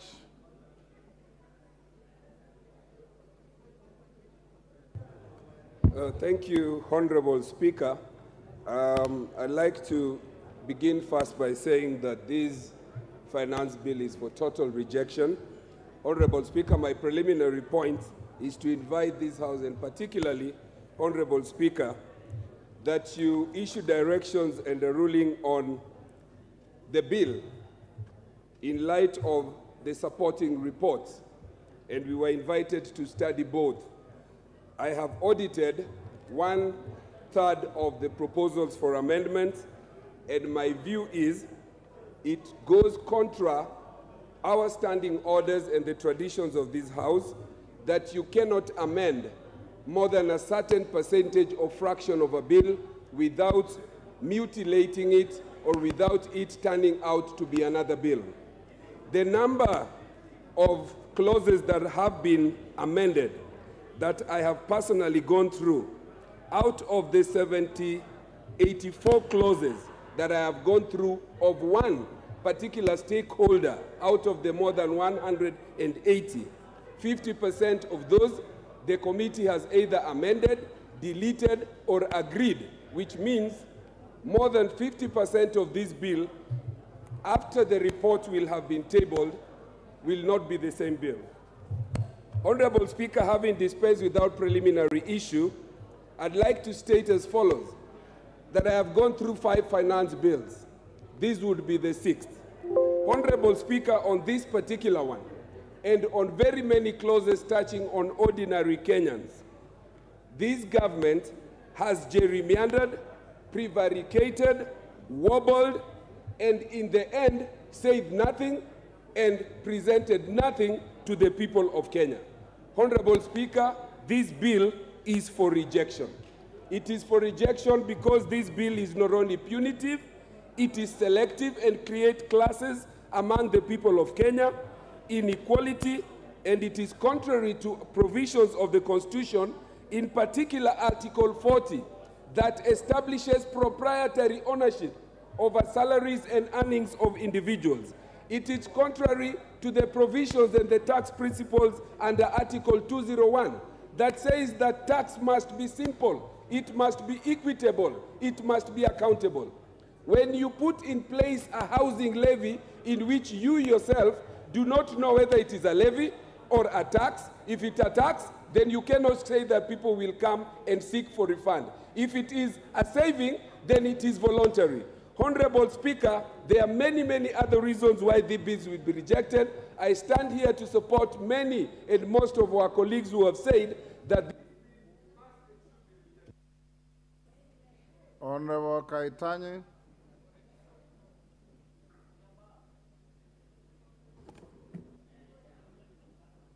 Yes. Give the Honorable Kaitani the... Thank you, Honorable Speaker. I stand to support the finance bill, and I specifically want to address 2 issues on the finance bill. One is under Section 72, the export and investment promotion levy that has been that is proposed to be imposed on products that need to be manufactured in the country. As Kenya today, in our constituencies, we currently talk of unemployment. The unemployment rate is very, very high, and unless we address this issue of unemployment, there is no way that we are going to get employment for our youths. So we need to create employment. We need to get companies manufacturing in our country. The cement factories, for example, need to manufacture more from our countries as opposed to importing clinker and coming to finish the product in Kenya. If we can be able to convert the limestone that we have, we get levy from our quarries, and get that limestone converted into clinker, and that clinker is used in our factories, we'll have employed 100 more, 200 more Kenyans that are looking for employment. In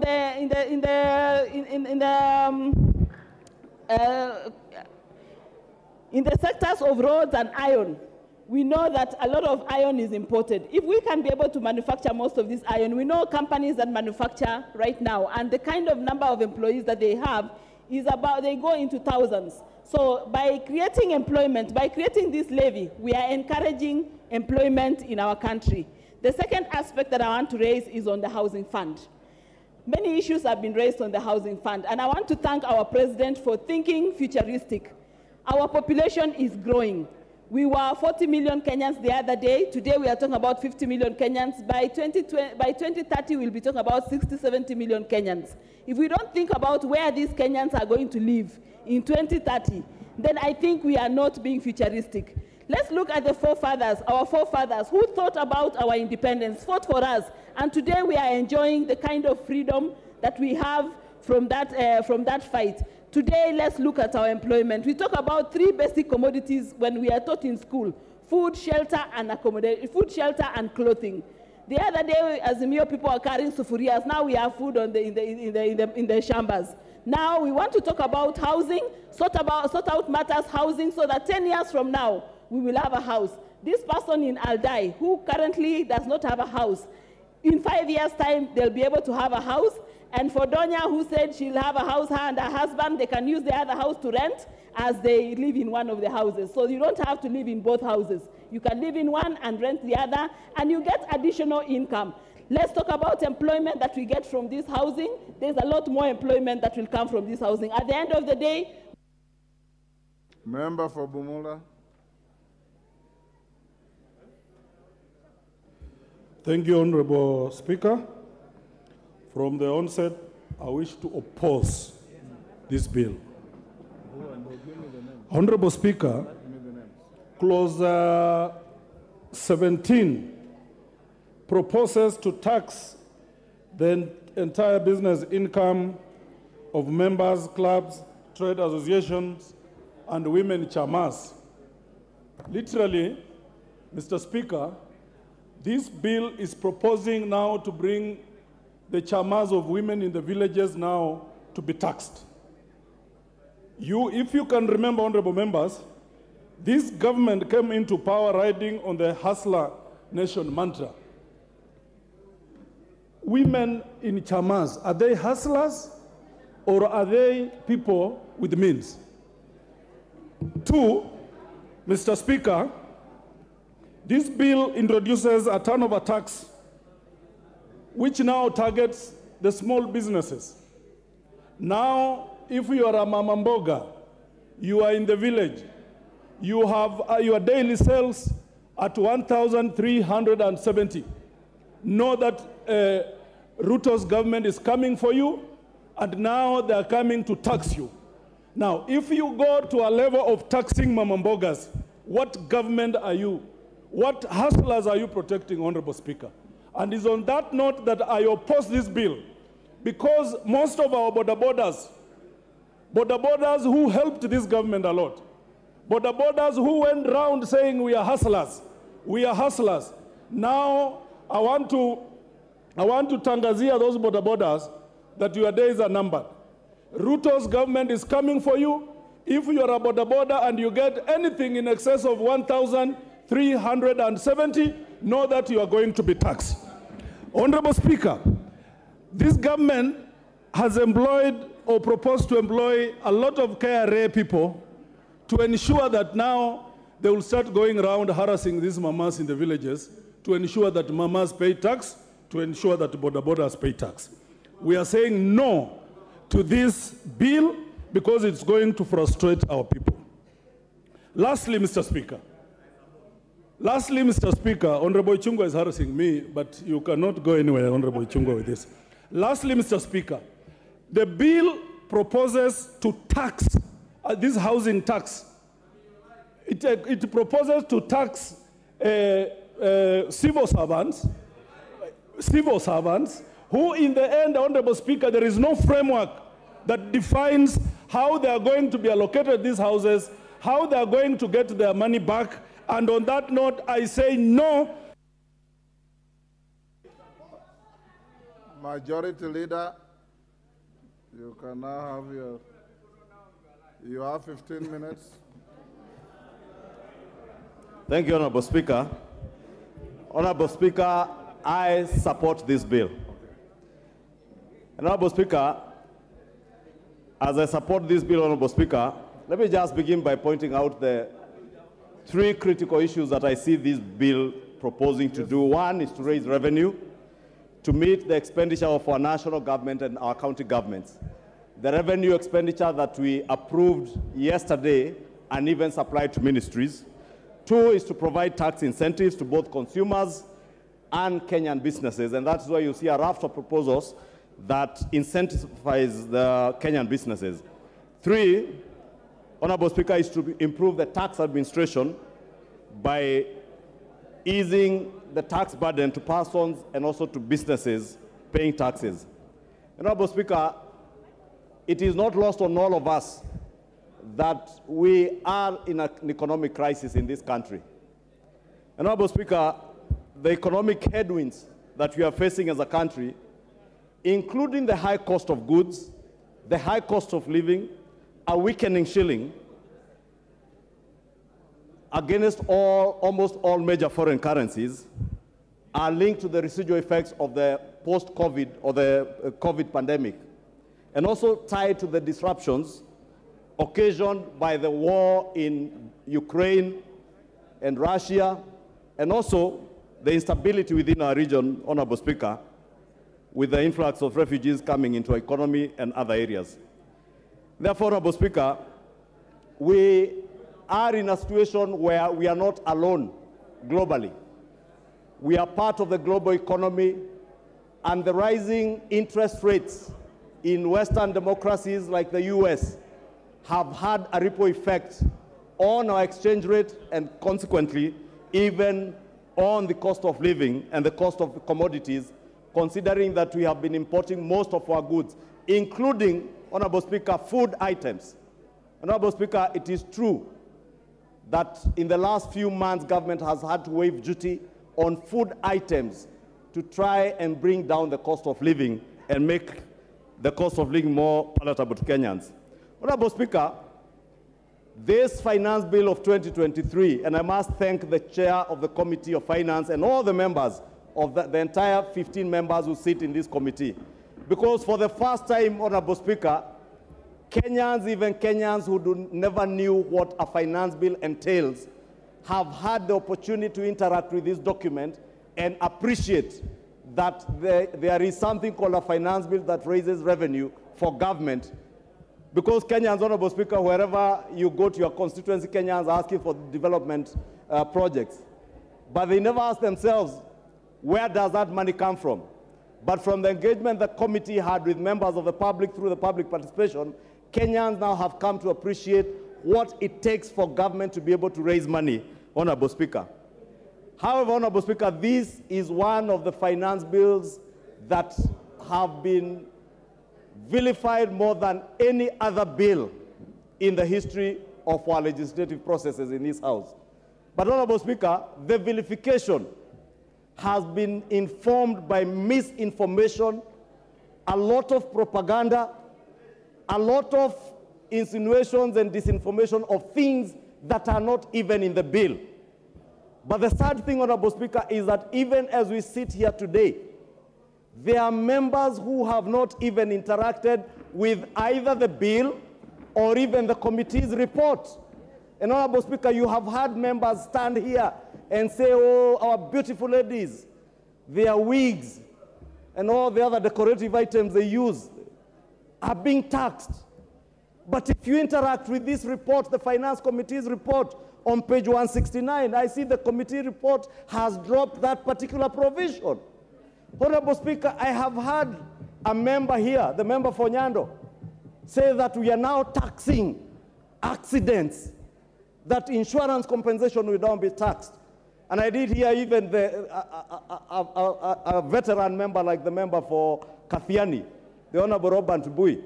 And I confronted him that day when I saw him on radio speaking. And I asked him, Mheshimiwa, where in this bill did you read that people will be taxed for insurance compensation?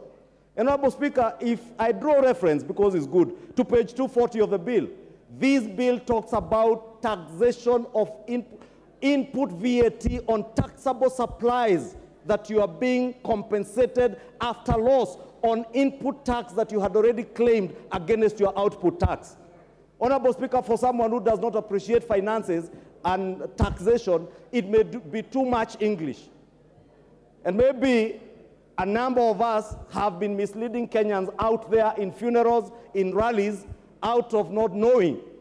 But I want to confirm to the people of Kenya that a lot of the misinformation and propaganda that has been used to vilify this bill is untrue.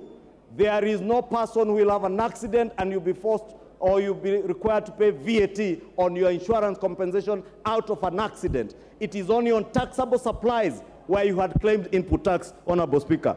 Honorable Speaker, as we vilified this bill, Honorable Speaker,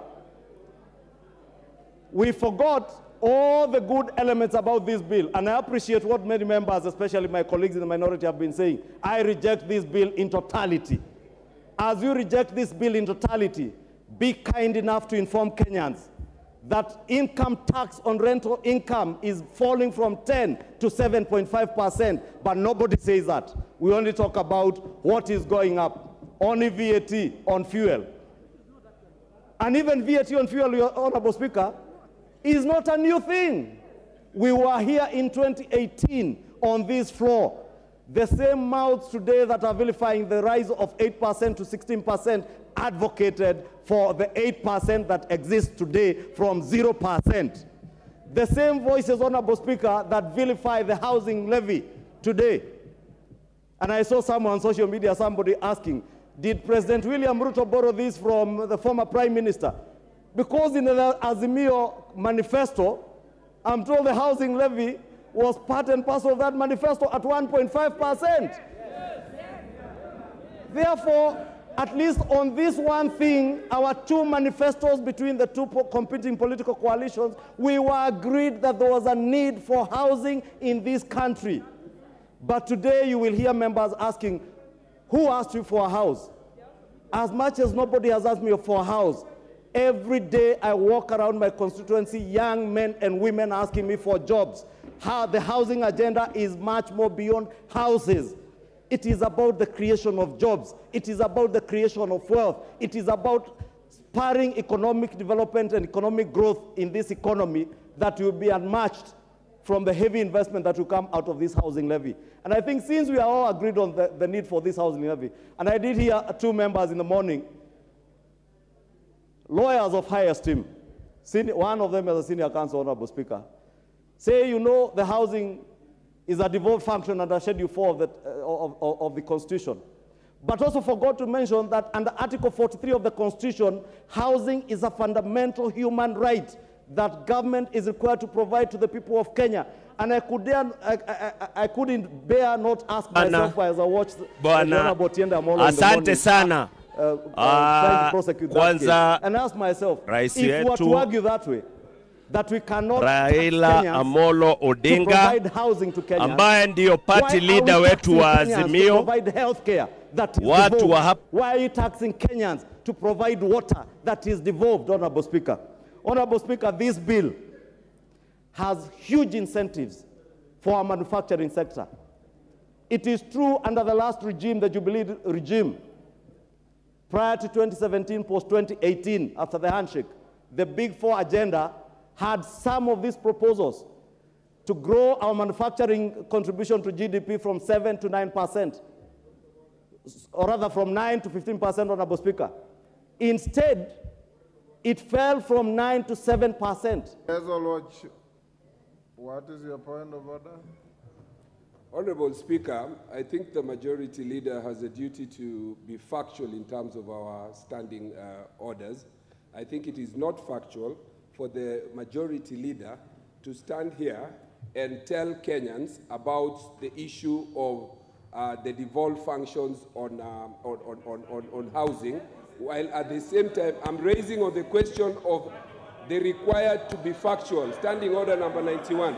You will not intimidate me. You know that I am not capable of being intimidated, so shut up. You cannot intimidate me. Order. So, Order. Order. Honorable. Have you prosecuted your point of order? I have not finished. And my point of order is very well founded. It is required that anybody who presents their need are required to be factual. And even though the government taxes on everything, the duty to implement it is a fact. It is not on government. And on this taxation bill, it has not been put anywhere that this will be implemented by the county. Is the majority leader in order? And please remember, KK, you cannot intimidate me. You cannot. Ichungwa, carry on. Honorable Speaker, I choose to ignore that for obvious reasons. Honorable Speaker, I was on incentives. And Honorable Speaker, this bill proposes a raft of incentives that have lower tax implications to the people of Kenya. And I was talking about manufacturing, from the manufacturing of human vaccines in Kenya. Honorable Speaker, this bill speaks to incentives that will lower the rate of income tax and offer incentives for manufacturing of human vaccines in Kenya. And we all remember pre and post-COVID, the issues we had with COVID vaccines, Honorable Speaker, and what implication that will have to all our young men and women who are looking for jobs. Honorable Speaker, also in respect to local manufacturing, in the manufacture of motor vehicles, the bill has proposed a concessionary corporate income tax rate for local vehicle manufacturers at 15%, down from 30%. But nobody will mention this, Honorable Speaker. Nobody will tell you, among us those who are vilifying this bill, Honorable Speaker, that critical value chains in the manufacture of vehicles, including solar batteries, electric cars, their incentives have been input in this bill, and the committee actually has added further proposals even on the import of the electric cars and motor vehicles, Honorable Speaker, including electric motorcycles, to bring down the amount of fuel that we consume every month, Honorable Speaker, that is taking a huge chunk of our foreign exchange. Honorable Speaker, I have spoken about the rental income tax that is falling from 10 to 7.5%, bringing down the cost, the burden of tax for landlords and consequently to tenants who can now enjoy lower taxes, lower rents when the taxes being paid by landlords are being lowered, Honorable Speaker. Honorable Speaker, on VAT, those who tell you about, or rather vilify the bill, lying to Kenyans that they will pay VAT on tax, on insurance compensation, will not tell you that this bill is now exempting VAT for inputs on goods where farms used to manufacture drugs, both human and animal drugs, Honorable Speaker. The bill also provides exemptions on construction and equipping of specialized hospitals, Honorable Speaker, which was with a bed capacity, and I see the Honorable Nyikali is very keen on that, a bed capacity of 100 beds. But the committee, in their own wisdom, have now reduced that exemption to bed capacity, hospitals with a bed capacity of only 50 beds. You can imagine how many hospitals in our constituencies can now afford to have a 50-bed facility that will enjoy tax incentives, therefore bringing the cost of medication and health care, making it cheaper for our people. But nobody, again, Honorable Speaker, will tell you about this. Again, on VAT, Honorable Speaker, there are proposed exemptions to several agricultural products, among them the transportation of sugarcane. And I was wishing the honorable members from the sugar belt were all here, because I have not heard any of them speak about this. Honorable Speaker, they will now enjoy exemption on transportation to sugarcane, of sugarcane to sugar mills. There will be exemption on fertilizer, exemption of value addition to tea. Honorable Speaker, the manufacture of pesticides and pest control are also being exempted under the VAT. And all these things, Honorable Speaker, are in this bill. But nobody wants to say, I will say them, Mr. Speaker, because I have a duty and responsibility to inform the people of Kenya on the truth about what is in this bill, Honorable Speaker. Honorable Speaker, there are also other proposals of zero rating items to do with fertilizer, as I mentioned, some for sugarcane in sugar mills, pest controls, Honorable Speaker, and I could enumerate, Honorable Speaker. Under the excise duty, Honorable Speaker, and I know the member for Mathare took 1 minute, I will beg you add me that 1 minute. Under the Excise Duty Act, Honorable Speaker, a raft of measures also, which will have a benefit to the business community, have been enlisted in this bill, and the committee, if you interact with the report, Honorable Junet, has improved on those proposals.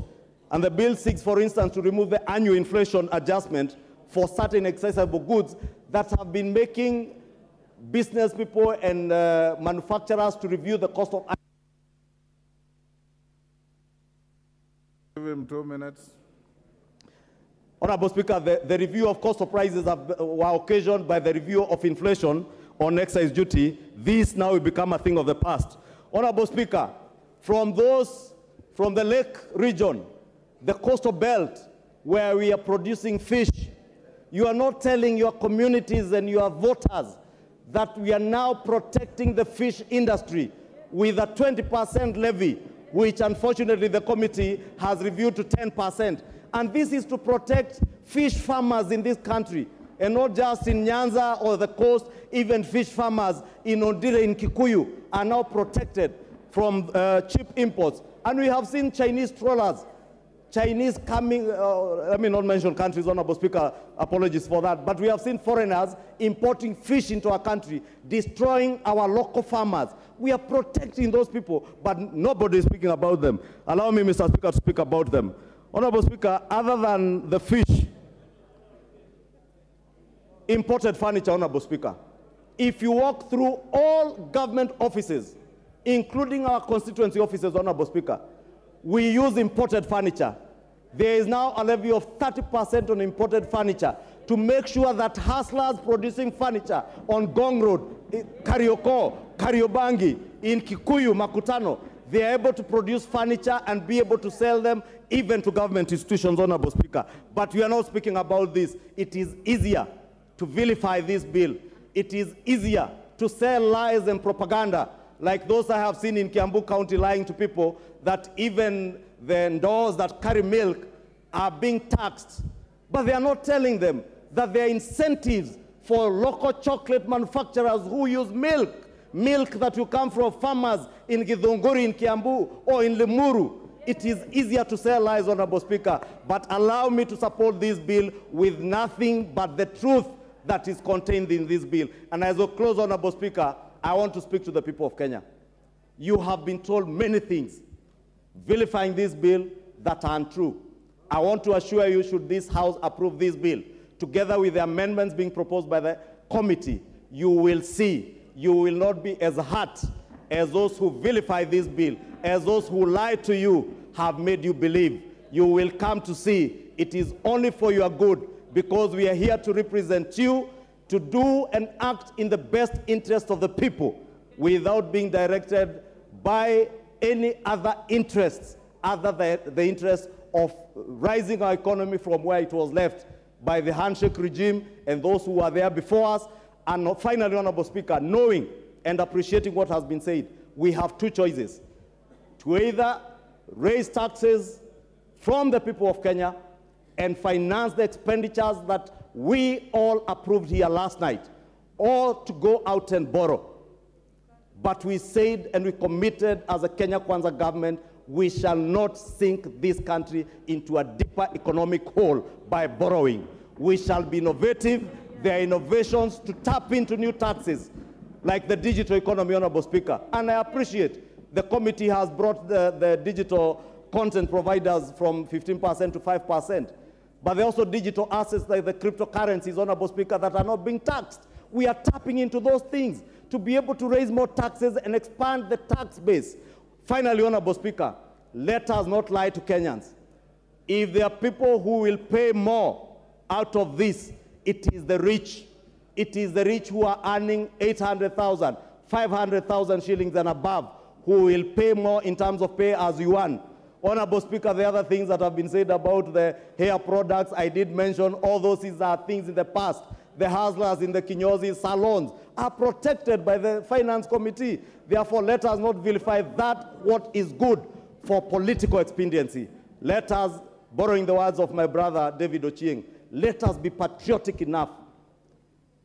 If the housing levy in the Azimio coalition manifesto was a good thing, it is a good thing in the Kenya Kwanza manifesto, Kenya Kwanza implementing it. If it was a good thing not to overborrow in the Azimio manifesto, it is a good thing for the Kenya Kwanza government not to overborrow and raise taxes, raise revenues to make our country more sustainable and more economically independent, Honorable Speaker. And therefore, for the good of our country, I beg all of you, as we close this debate, Honorable Speaker, as I close my submission, I beg all of you, be patriotic. Be patriotic. Be patriotic. Love your country. Love your country more than you love politics and people clapping for you out there. They will clap at you, they will clap for you, but they will... Junaid Mohammed. Thank you, Honorable Speaker. Honorable Speaker, I stand to oppose the finance bill. Oh yeah, Honorable Speaker, I think this is the 11th finance bill that I'm participating in this House, Mr. Speaker. And Mr. Speaker, this is one of the most controversial finance bill I've ever seen. And there must be a reason for that. Because we have seen 11 finance bills before, for those who are with me here, and you can see the controversy it has created in the country. And we have a destiny as a parliament, Mr. Speaker. We have a date with the destiny this time, Mr. Speaker.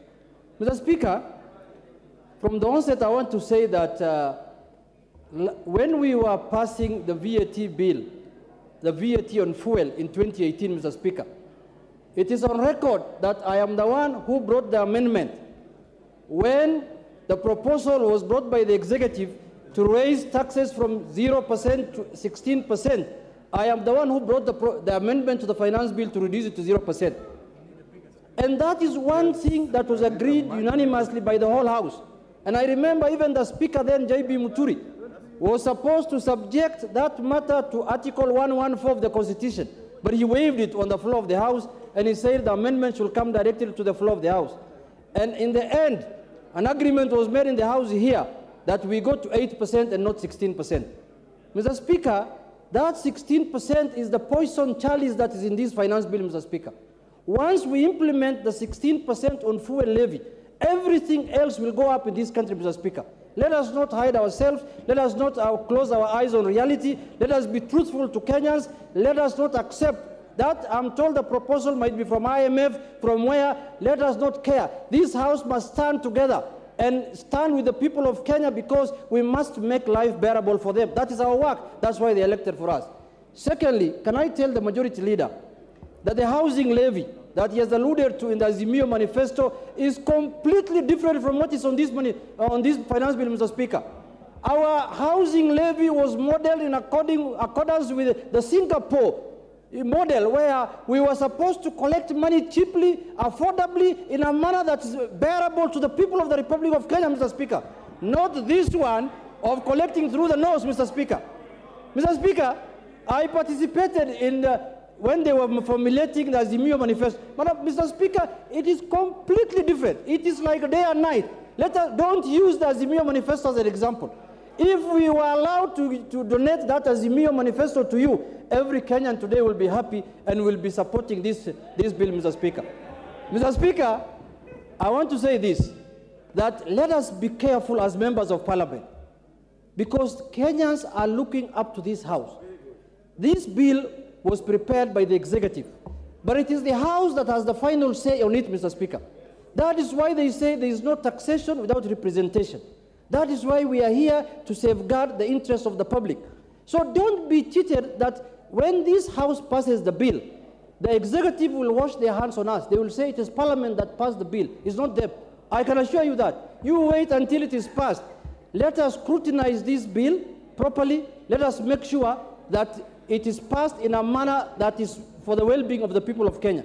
Mr. Speaker, we are discussing here big projects, housing, we are discussing many big things, roads, flyovers, and everything. People of Kenya today, Mr. Speaker, are discussing food. They are discussing what to eat, how to clothe, and how to take their children to school, Mr. Speaker. Let us not speak to them like the famous French queen, what was her name? Mr. Speaker, can you help me? Antoinette Mariette.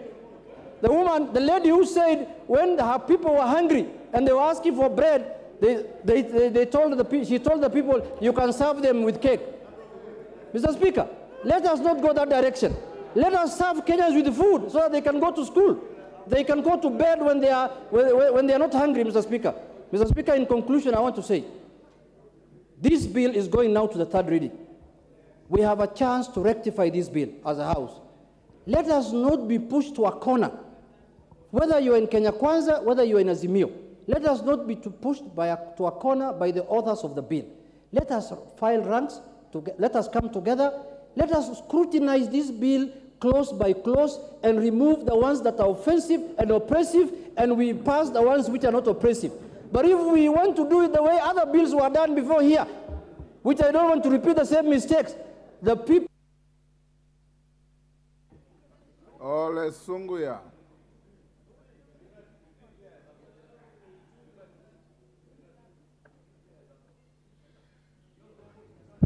Thank you, Mr. Speaker.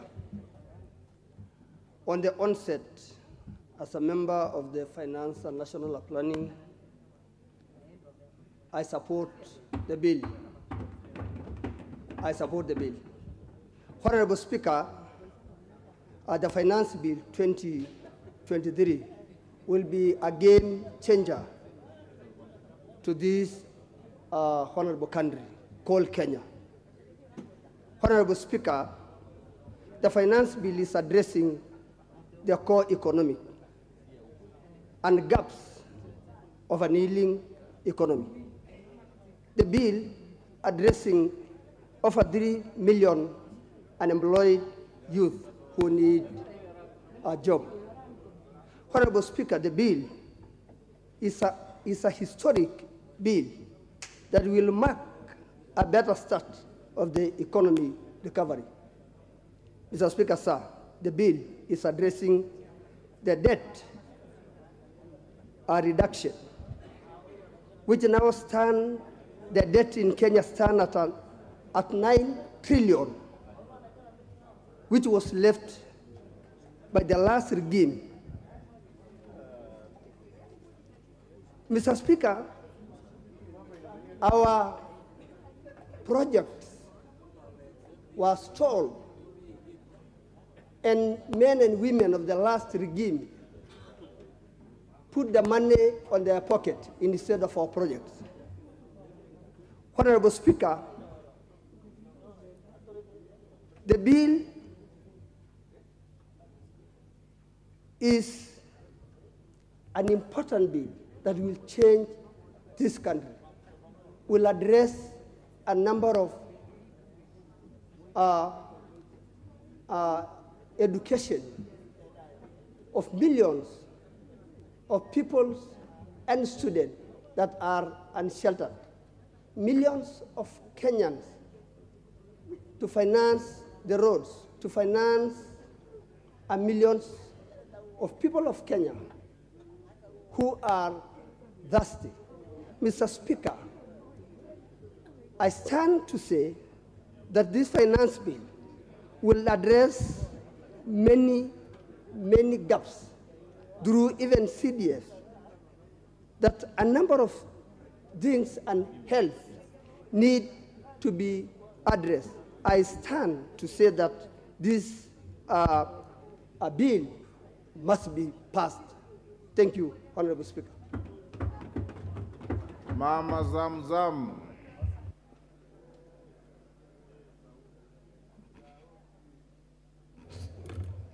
Honorable Speaker, I rise to oppose this bill.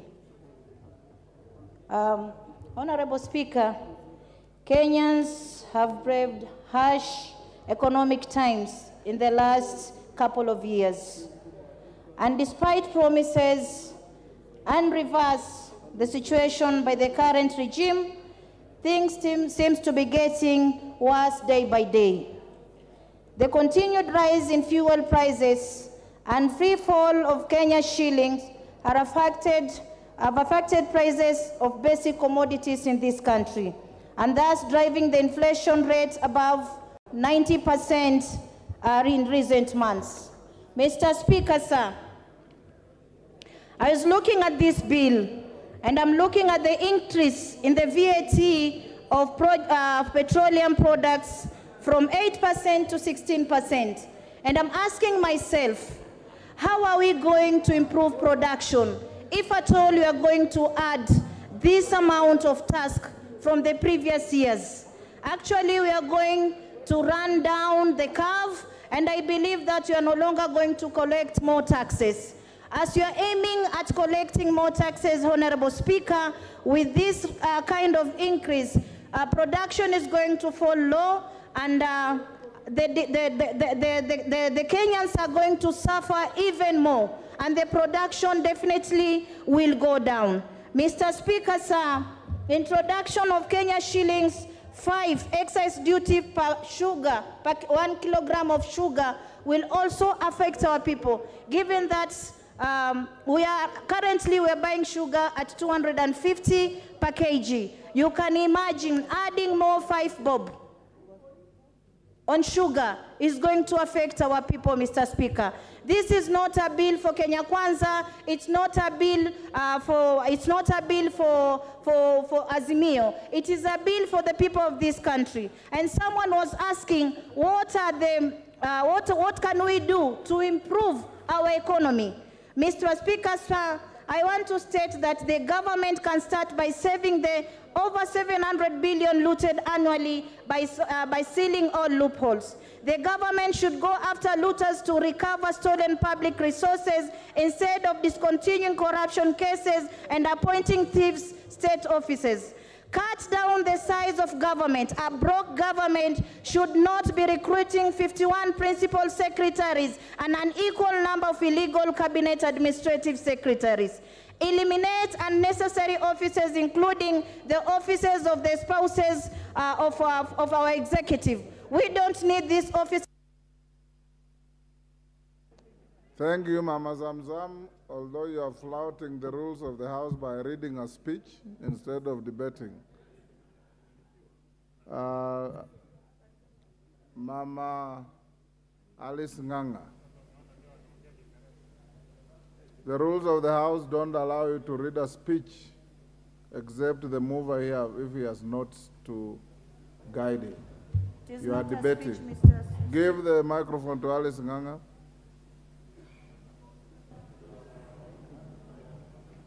What's the problem?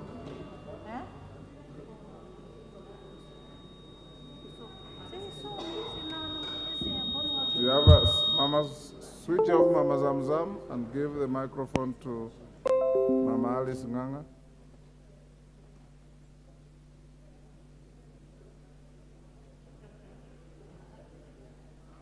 Give her a portable microphone if you are not able to give her. Thank you very much, Honorable Speaker. I rise to support the Finance Bill 2023.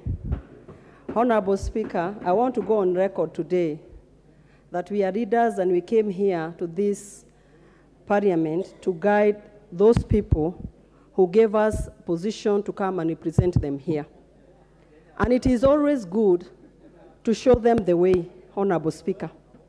This finance bill, yesterday I sat here until 10 p.m. when the report on surprise was on the floor of the House. And everybody wants roads back at home. Everybody wants electricity back at home.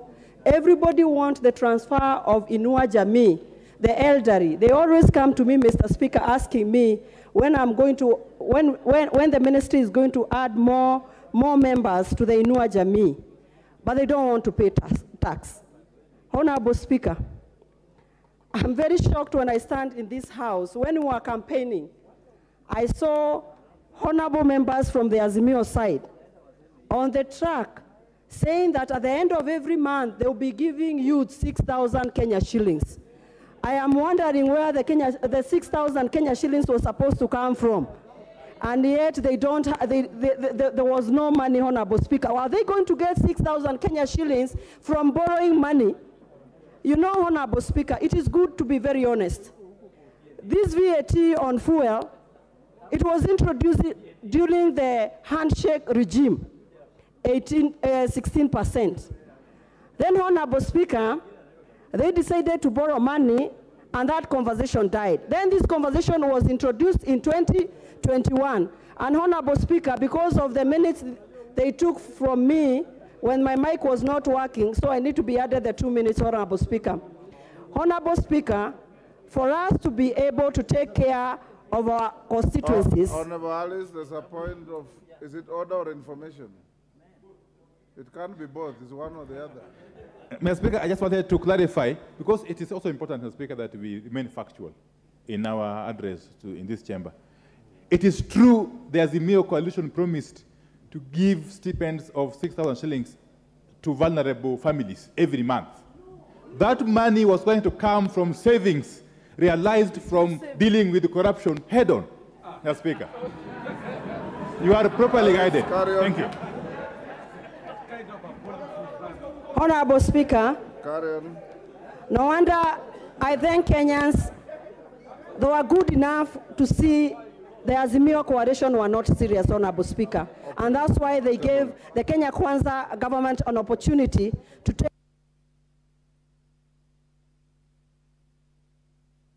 Thank you, Alice. Your time is up. Wind up in 1 minute. Give her 1 minute to compensate the interruption by the minority leader. Thank you very much, Honorable Speaker. Honorable Speaker, I'll wind up by saying, let everybody give Honorable, our President William Samoei Ruto, an opportunity to take this country to another level. For midterm, we passed during budget policy statement and Kenya Kwanza plan. Let us be able to sustain ourselves from money collected from us. The problem of borrowing has to come to an end.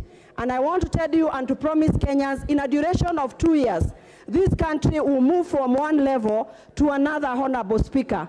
Just like during Kibaki's time, when he introduced ETL, Honorable Speaker, people opposed it. But later, ETL came to help this country with transparency and conducive environment for businesses to thrive. Honorable Speaker, I stand to, Honorable Speaker, to support. Joshua Kimilu. Joshua Kimilu. Thank you, Mr. Speaker, for giving me this opportunity to give my contribution to the controversial financial bill, Mr. Speaker. Mr. Speaker, I rise to speak because while fiscal policies and revenue generation are important, Mr. Speaker, we also need to look at the interests of our people, Mr. Speaker, we read. It is equal imperative to question the impact those policies have to our people, Mr. Speaker. Unfortunately, the implication of the proposed Finance Bill 2023, Mr. Speaker, will only disproportionate burden to the citizen and even more to the Asalas nation that the current administration, Mr. Speaker, say that they'll take care of them, Mr. Speaker.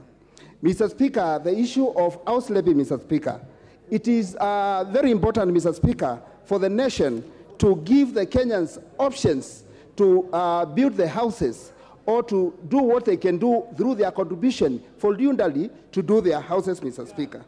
Honorable Speaker, Kenyans are proactive people, Mr. Speaker. On the ground, as I quote, Kunjituma, Mr. Speaker, there are Kenyans who are struggling now, paying their loans for the houses, Mr. Speaker. So, Mr. Speaker, we are not here as members of parliament to overburden our people with houses, Mr. Speaker. Right now, as you are speaking, parents are not able, Mr. Speaker, to take back the students to school. And, Mr. Speaker, it's due to lack of school fees, Mr. Speaker. Adding other tax to them, Mr. Speaker, will overburden them more. And this will make our country, Mr. Speaker, to be in a situation whereby our people will create more confusion, and many people who are starting a business will be in a position not even to continue with their business, Mr. Speaker. So, Mr. Speaker, I take this opportunity and I represent my people from Haiti, who I represent here, Mr. Speaker, to say no to this financial bill. Thank you. Mwangi Kibururi.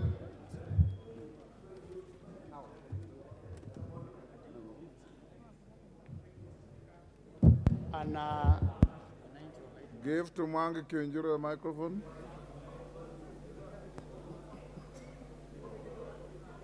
Give him the next, move to the next one.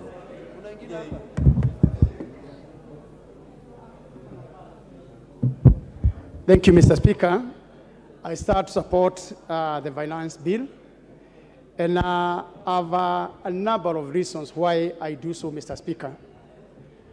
First, Mr. Speaker, is that I've interacted really with a lot of people. And I agree with my colleagues that this is one of the most interrogated bills in the history of this country. This is the only bill, Mr. Speaker, whereby those old women in the villages, 70, 80 years, old men, you go to the market, to the streets, Kenyans are discussing finance bill. All social platforms. And therefore, Kenyans are informed of what is happening and what they expect out of this bill. The most fortunate thing is that, Mr. Speaker, there are several questions that are asking. One of the questions is, how did we get to where we are today? The other question they're asking, how do we get out of this situation? Mr. Speaker, when I look at the leadership of this House, both majority and minority, both sides, Azimio and Kenya Kwanza, they are all very experienced, and lucky enough, they were here even the previous parliament. When these questions are being asked, Kenyans are asking themselves, who was in the driving seat? Then, how did we get these loans? How did we expect to pay these loans? And how do we have any now headroom, Mr. Speaker, for us even to afford to go and borrow more loans? The answer we are trying to offer them, we are giving them illustrations also of a sick person. And this sick person will die, either you take care of them, or we make serious decisions to take a surgery. And therefore, Kenyans must agree to go through this painful surgery to enable us get to the next level.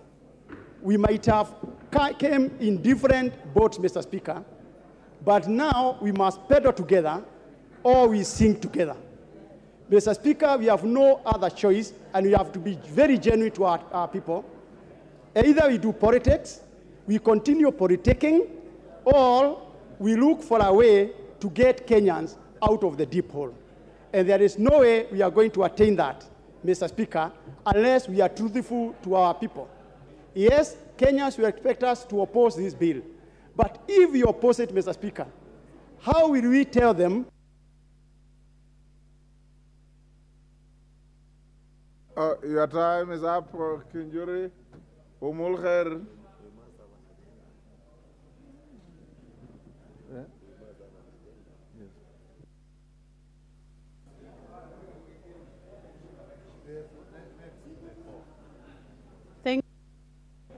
Thank you, Mr. Speaker.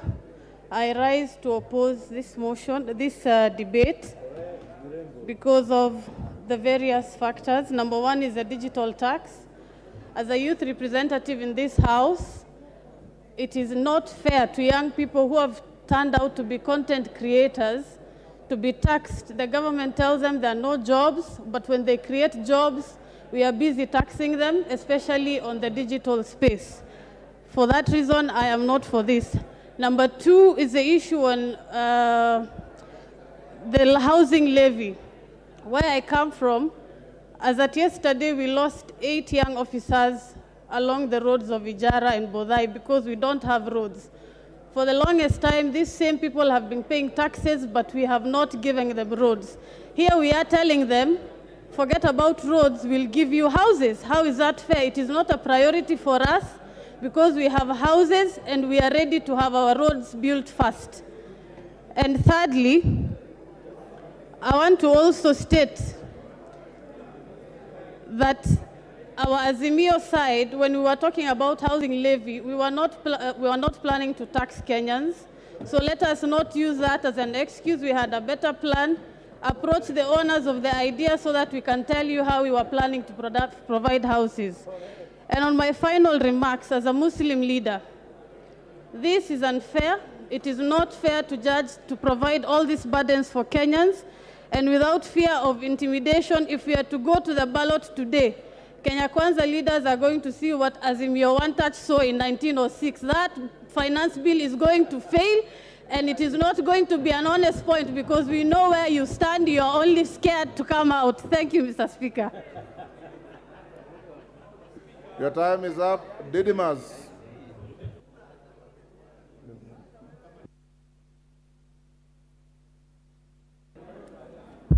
Thank you, Mr. Speaker, for giving me this opportunity and make it very clear that I want to support this particular bill. By supporting this bill is basically processing this bill for improvement through a committee of the whole House. Mr. Speaker, I have gone through the report of the committee. There are a lot of issues that were contained in the original bill as it was, Honorable Speaker, that I had issues with. But the committee has provided solutions in this report, Honorable Speaker. Honorable Speaker, I want to commend the committee for moving across this country to solicit for views of the Kenyan people. The views, whose views are contained in this document, and they are proposed for a number of amendments to improve this bill, Honorable Speaker. Honorable Speaker, I am particularly happy because we have very many people who are misleading Kenyans that the reduction of tax on spare parts that are used in aviation, in aircraft, that they were going to benefit the rich people, but the reduction of taxes on aeroplane spare parts is going to bring back the business of aircraft maintenance back into this country, and this is going to create very many jobs that are going to assist our people going forward, Honorable Speaker. Honorable Speaker, this is going to be my 6th time debating a finance bill, and I know that Kenyans have given me powers and the responsibility to improve a bill that is before this House, because we are going to vote for each and every clause, including the title of the bill, Honorable Speaker. Honorable Speaker, I want to make it clear that the areas that Kenyans who are concerned have been looked into by the Committee on Finance, and even after the Committee on Finance have gone through whatever Kenyans were raising issues with, we also have an opportunity through proposing further amendments, and I want to urge my fellow members of Parliament that we should not throw the baby with bath water, but let us improve this document, because the government must continue to function by getting money from the people going forward, Honorable Speaker. With those very few remarks, I support. Member for Kamukunji. Kamukunji. Yours is very much. Thank you, Mr. Speaker, for giving me the opportunity to contribute to this particular debate. I represent a constituency in Nairobi with a substantial number of low-income population, many of them who live below the poverty line. And when I speak about Kamukunji, I'm not talking about a constituency or a neighborhood in a remote area of our country. Kamukunji is only about 1 kilometer from this August House and also from the center of power. And that's why I think it is important to put into context that many of the children in Kamukunji have the same dreams like any other child. They have a dream of living a better life, a dream of having access to good schools, a dream of having access to good education and medical care, a dream to have a decent, affordable housing. But unfortunately, Mr. Speaker, They don't benefit from many of those things as we speak today. They also have a dream as Kenyans of a prosperous and a better Kenya. And that's why I think, for example, many of the aspects of this finance bill would contribute for us to be able to fund the necessary infrastructure that we need, particularly with the housing program. The housing program would be of a great benefit for the people of Kamkunji, because much of Kamkunji consists of slums where people live in squalid conditions. It will also provide employment to the young people of my constituency, as well as help many of the traders from the Juakali centers. And we have the largest Juakali in the country, to be able to do things for the development of this housing project. And Mr. Speaker, you cannot be an independent country, a free and independent country, if you cannot put your infrastructure in place, if you cannot pay for your health and education and lift the economy of your country.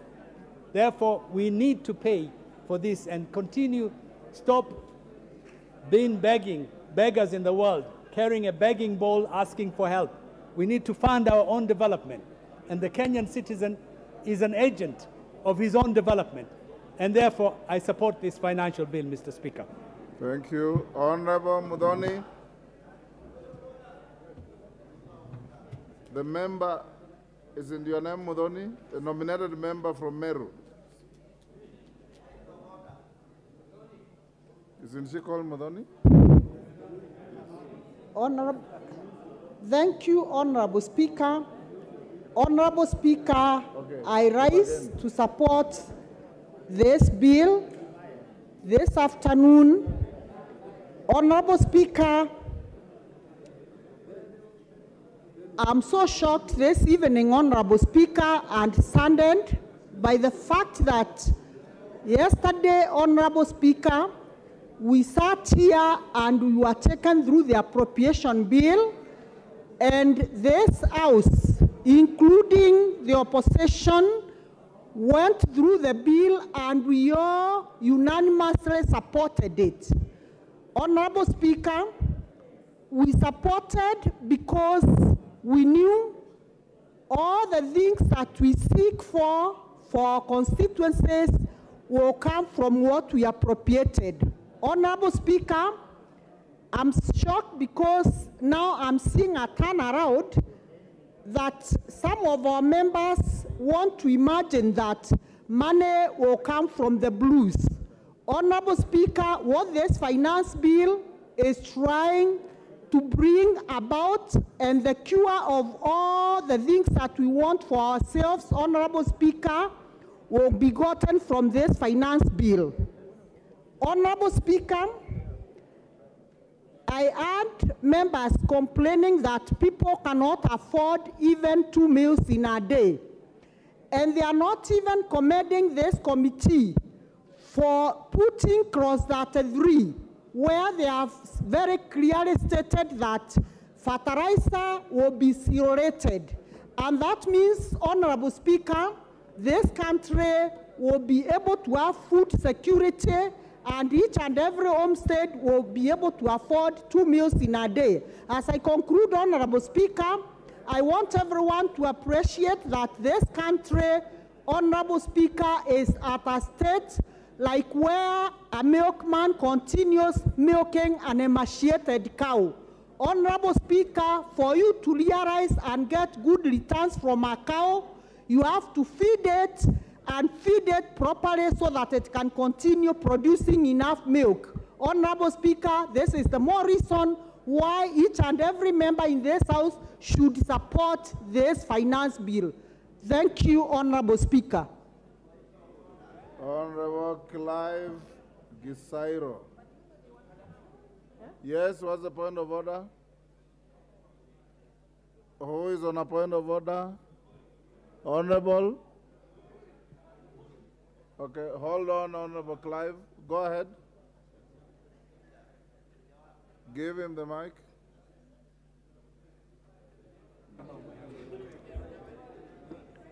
Thank you, Honorable Speaker. I'm rising for a point of order. number 95, you call the mover to reply. Thank you, Honorable Speaker. I hear you. Let me, the interest still looks quite massive. Let me hear a few more members before I come back to a point of order. Clive? I have already given the floor to the member. Thank you, Mr. Speaker. Masaba. Thank you, Mr. Speaker. Yes, what's your point of order? Order, Clive. Mheshimiwa Speaker, mimi umenionea. Nilikuwa namba 22 katika bodi yako. Nimekaa hapa tangu asubuhi, sijapata nafasi ya kuzungumzia mswada huu. Mbona wanitenga? Honorable Mbeyu, each and every member here has an equal right to speak. And everybody will have a chance to speak. There are balances that we are doing. Your own leaders are also encouraging the chair to give certain members, and the chair cannot ignore that. Every member will speak. Na kusema ya kwamba unaonewa, wewe ndio unaonea mwenyekiti wa kikao hichi, kwa sababu kila mwanachama aliyoko hapa, kila mheshimiwa, kuna wengine wamekaa hapa tangu asubuhi, wengine tangu jana. Hata ule mheshimiwa wa Lugara ameketi karibu na wewe, amekuwa anainua mkono kila wakati, na yeye anangojea pia kuzungumza. Kwa hivyo, wacha tungojee, ukifikiwa utazungumza, usipofikiwa itakuwa hivyo.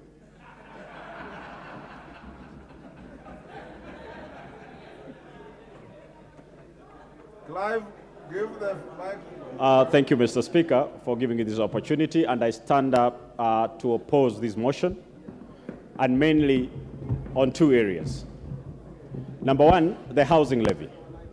Mr. Speaker, we will be lying to the nation that suddenly we'll start building homes for the poor, that you will tax different people and build homes for different people. Mr. Speaker, we need to look at the basics. Kenyans do not have food. We are telling them how to house them. While defending these, the other side has spent a lot of time trying to tell us that this is an opportunity to create jobs for the youths. Can you tell us what exactly this levy is? Is it a job creation levy or a housing levy? We've changed it from a contribution to a levy, moved it from a provision whereby we are going to have, after 7 years, the contributors had a way out or to stay in clause. Now it's a levy which makes it a tax generally. Mr. Speaker, that side, as they sit there, they are at pains. They are trying to convince Kenyans they are unconvincible. They are telling us that it's us who are trying to explain to the masses. The masses are not illiterate. We are here defending the teacher who can read and understand. We are here to defend the policeman. As you sit here, some of the members who even work in this parliament are broke. They do not need these additional taxes. Mr. Speaker, the second item is on the tax on petroleum products. By them saying that it was members from this side who are busy pushing for 16% and they made it 8%, now it's time to move it to 16%, that is wrong. The moment we tax petroleum more, the border will be out of business, and you saying you'll provide for them electric bikes, you are lying to them, because electricity currently as it is, for 1,000 shillings, electricity bill when you buy tokens, 130 is petroleum charge. You cannot even afford to charge that bike you're telling them. Mr. Speaker, I stand to oppose this, and that side, let us focus on how to provide jobs to Kenyans and not building jobs, because they are not there. You are lying to Kenyans. I oppose this bill. Thank you. Honorable Wamchomba.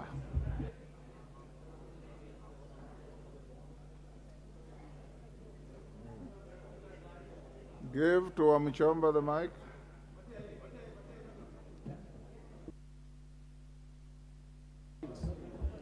Thank you, Mr. Speaker. I rise for the welfare of the society and the just government of the people of Kenya. I rise to oppose. For the welfare of the people of Kenya that qualifies them to eat well, eat a meal or 3 meals a day. That is the way to make the welfare of our people better. And for the welfare of the society and the just government of the people, it is our business as a the representative of this house to make sure that our people live happily, improve their welfare, and make them feel they are sovereign according to the Constitution of Kenya. Mr. Speaker, I am elected in Githunguri constituency. My people cannot afford a meal a day. The cost of living is too high. The cost of unga is too high for them to have better welfare. Mr. Speaker, I have gone to my people in Githunguri constituency and they have told me very loudly that the government of Kenya, through the Finance Bill Proposal 2023, it is punitive, it is oppressive, and it is scandalous. We started off with issue of housing. We came up with contribution. We moved from contribution. We made it a levy. We have moved from the levy. Now we are calling it a task. Is that not scandalous? For the welfare and the society and the just government of the people, I, Gathoni Wamuchomba, say no to an oppressive bill. Thank you. Order. Order. Mulyungi.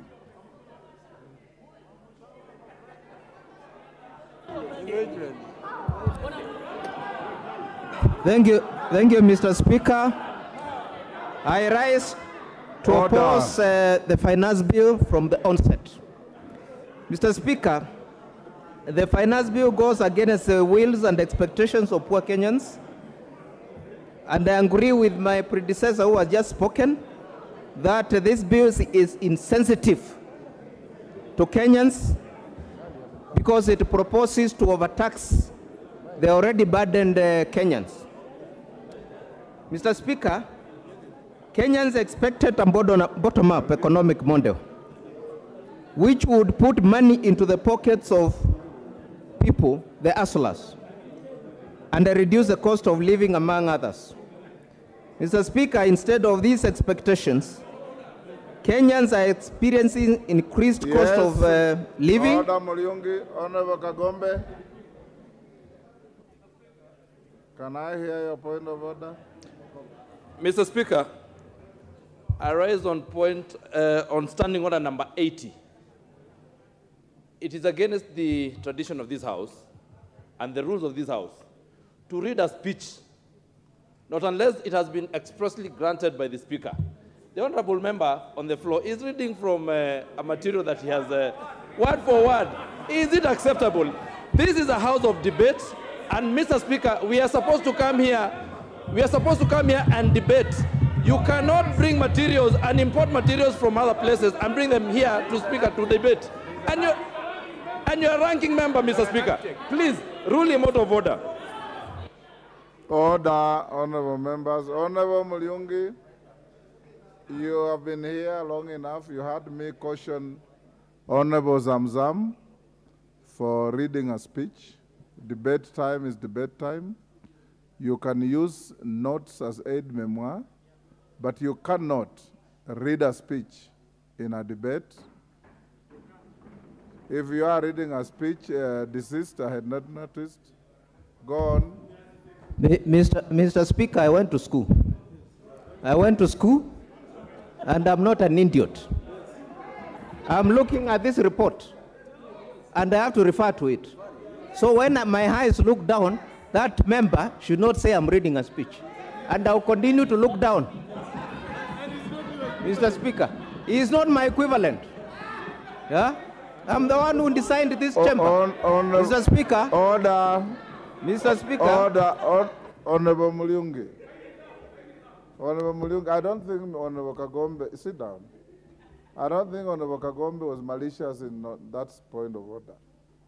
He perceived you to be reading, and I just told you, if you are reading, it is wrong. If you are not reading, you ignore it and carry on.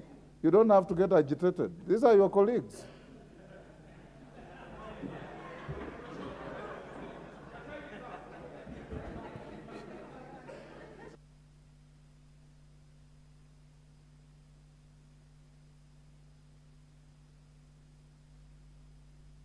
No. Kuja tumia hii.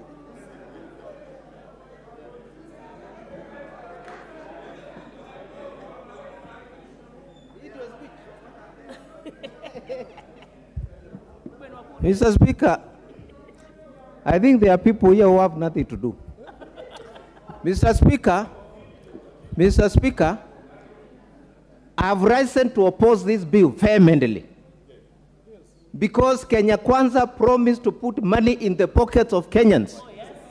They promised to put money in the pockets of hustlers, the mamamboga, the boda boda. Instead of doing that, they are taking that money from their pockets to State House. Mr. Speaker, anything that overburdens the people of Mwingi Central, which I represent, I will oppose it till I die. Mr. Speaker. And you have seen even from the government side, they are also opposing. Why are they doing it? Yeah? So, Mr. Speaker, Kenya Kwanza, instead of overtaxing Kenyans, they should look at better ways. Yeah, better ways. That's what you wanted to do. So that, yeah, that's what you wanted me to do. Look at better ways of raising money. Instead of putting tax on unga, putting tax on fuel, which is going to increase bus fare, border fare, and increase even the cost of living for that border. And the mama mboga, who Kenya Kwanza promised to put money in their pockets, and now they are taking that money away from them. Therefore, Mr. Speaker, I vehemently oppose the finance bill. Thank you. Kangoko Bowen.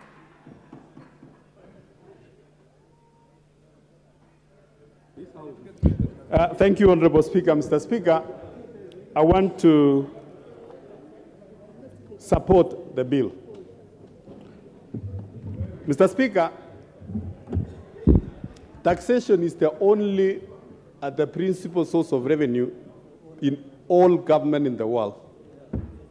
There is no any other source of revenue for governments. Mr. Speaker, having said that, Mr. Speaker, if you look in the last regime, the handshake government, Mr. Speaker, we overborrowed. They were overborrowed, they were overspent, and now even our credit worthiness as a country, we cannot borrow anymore. Mr. Speaker, I want to talk about the issue of the 16% on petroleum.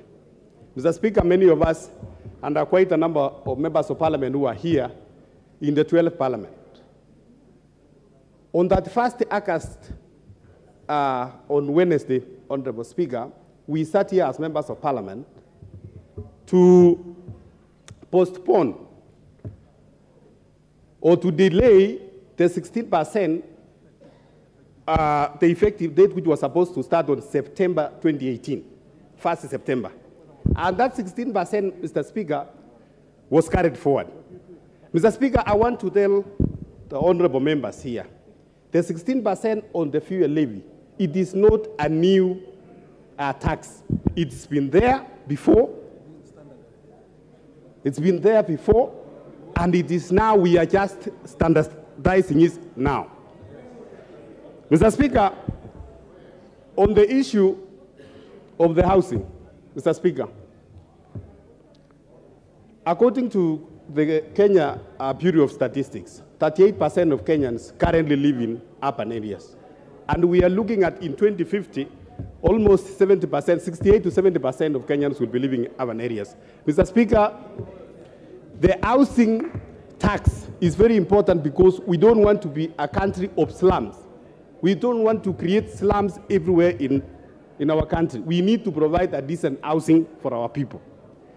Mr. Speaker, I want to ask colleagues not to debate these issues outside there. Let them read the bill, get to understand. When it comes to the time of House of Supply, they bring the necessary amendment, and we are able to debate as members of Parliament.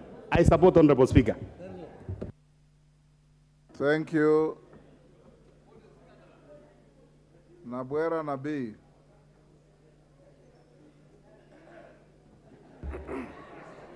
Thank you, Mr. Speaker. Mr. Speaker, I raise to oppose based on the Constitution of this country. Article 1 of the Constitution of this country provides all sovereign power belongs to the people of Kenya and shall be exercised only in accordance with this Constitution. We took an oath here, Mr. Speaker. We did not take an oath to lie. We took an oath to defend the Constitution. The first thing I looked at when I read the report of the committee was to look at, Mr. Speaker, the petitions I am aware of from Kupet, from NAT, from other people, including farmers in my constituency. They are not attached. That shows that the committee in itself did not do a just job. Secondly, Mr. Speaker, Article 201 of this Constitution says, the following principles shall guide all aspects of public finance in the Republic. A, there shall be openness and accountability, including public participation in financial matters. The people of Kenya have spoken in public forums and said this finance bill is oppressive. As a parliament, we are left with one thing to do. To relook at it and say, this one, wamekataa. Can we give them what they want? Mr. Speaker, I want to help my colleagues. Is it true that there are no other ways to raise the money? The answer is no. I serve in the Public Accounts Committee, Mr. Speaker. And if we were just to close the taps of pilferage, we raise 600 billion shillings, the money we are looking for. Mr. Speaker, where is it in this world that you can milk a cow you have not fed? What we are attempting to do with this finance bill is to milk a cow that we have not fed. Thank you, Mr. Speaker. Okay.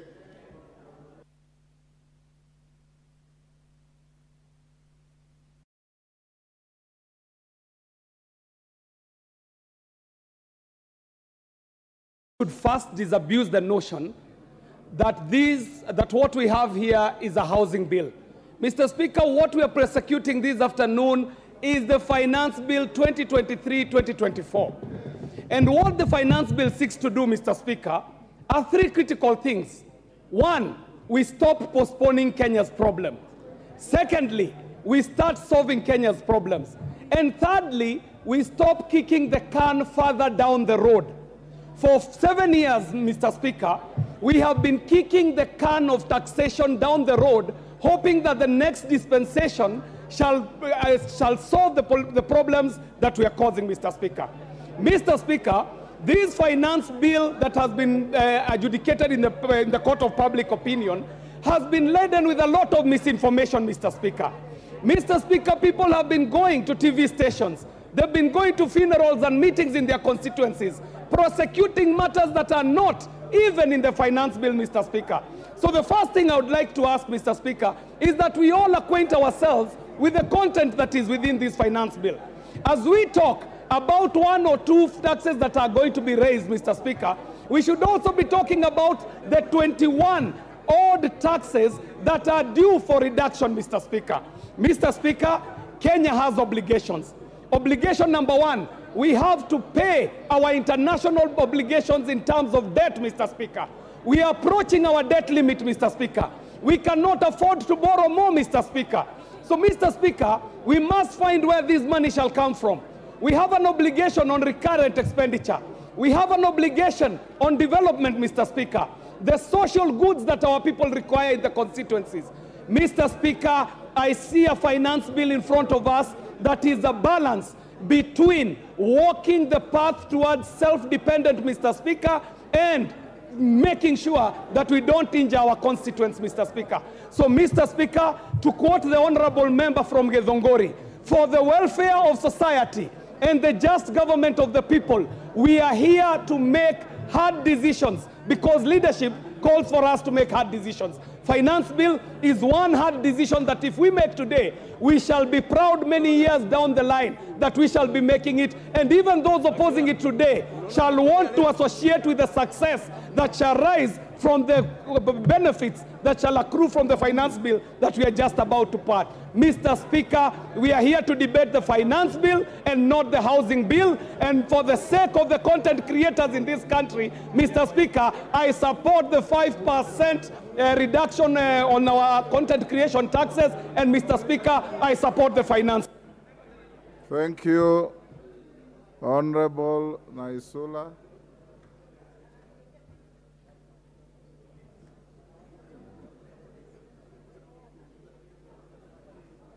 Thank you, Mr. Speaker. I rise to oppose the finance bill that is in front of us, Mr. Speaker. And I just want to say that I am actually amused by my colleagues from the other side of Kenya Kwanza, whom during their campaigns were insisting on the issue of listening to the hustlers and listening to the ground. If anything, they coined the phrase, tunasikiza ground. I am actually surprised that after they have won the election, the ground does not seem to matter and those people do not seem to matter. And I just want to warn them that if you do not listen to the ground right now, kitawaramba when the time actually comes. Mr. Speaker, personally, I have listened to my ground and the people who sent me to the August House, and they have told me vehemently that you have to oppose the finance bill, especially on the issue of the housing tax. It started as a levy, it looked like a SACCO, it looked like a chama, now it is a tax. And they have told me that the people of Samburu West are interested in their security, they are interested in them having an environment where they can live peacefully, and they are not interested in the 1.5% tax on housing, Mr. Speaker.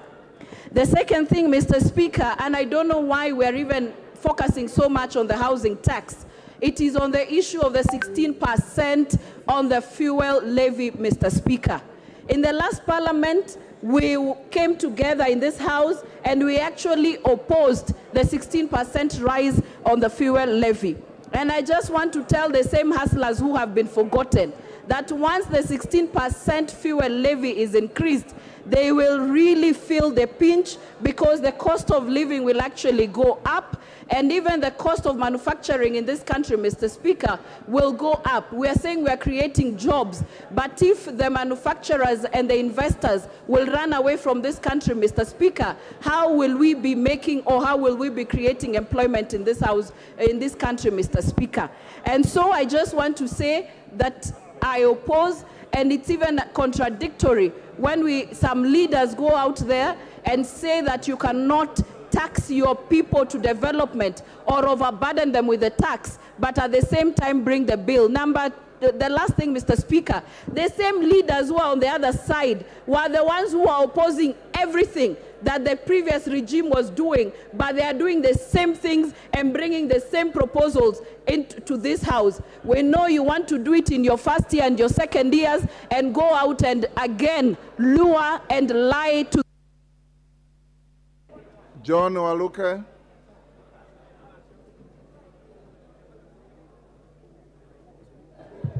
Thank you very much, Honorable Speaker, for giving me a chance also to contribute on this ongoing motion.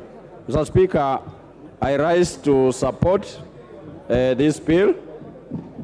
Mr. Speaker, even if it was the Right Honorable Amolo Odinga himself to run and stabilize a government like this one of ours, he was to do the same. Mr. Speaker, the House levy was his first choice when we were campaigning. And I'm a member of Jubilee in Azimio, Mr. Speaker. This thing started when during the time of Kibaki and the Right Honorable Raila at Langata, when they started building, putting up these houses.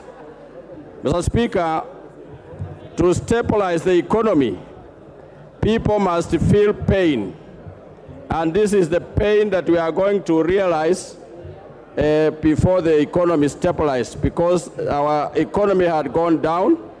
And I support this bill, Mr. Speaker, and urge all the members of this House to support this, bill, Mr. Speaker, finance bill, so that we bring our economy back to where it is supposed to be.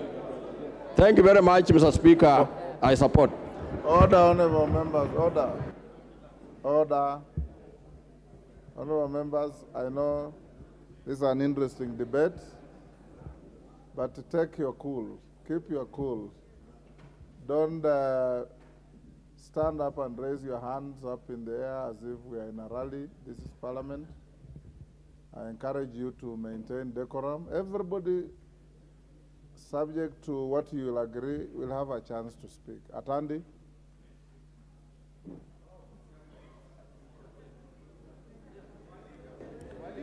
Thank you, Honorable Speaker, for the opportunity to contribute on this bill.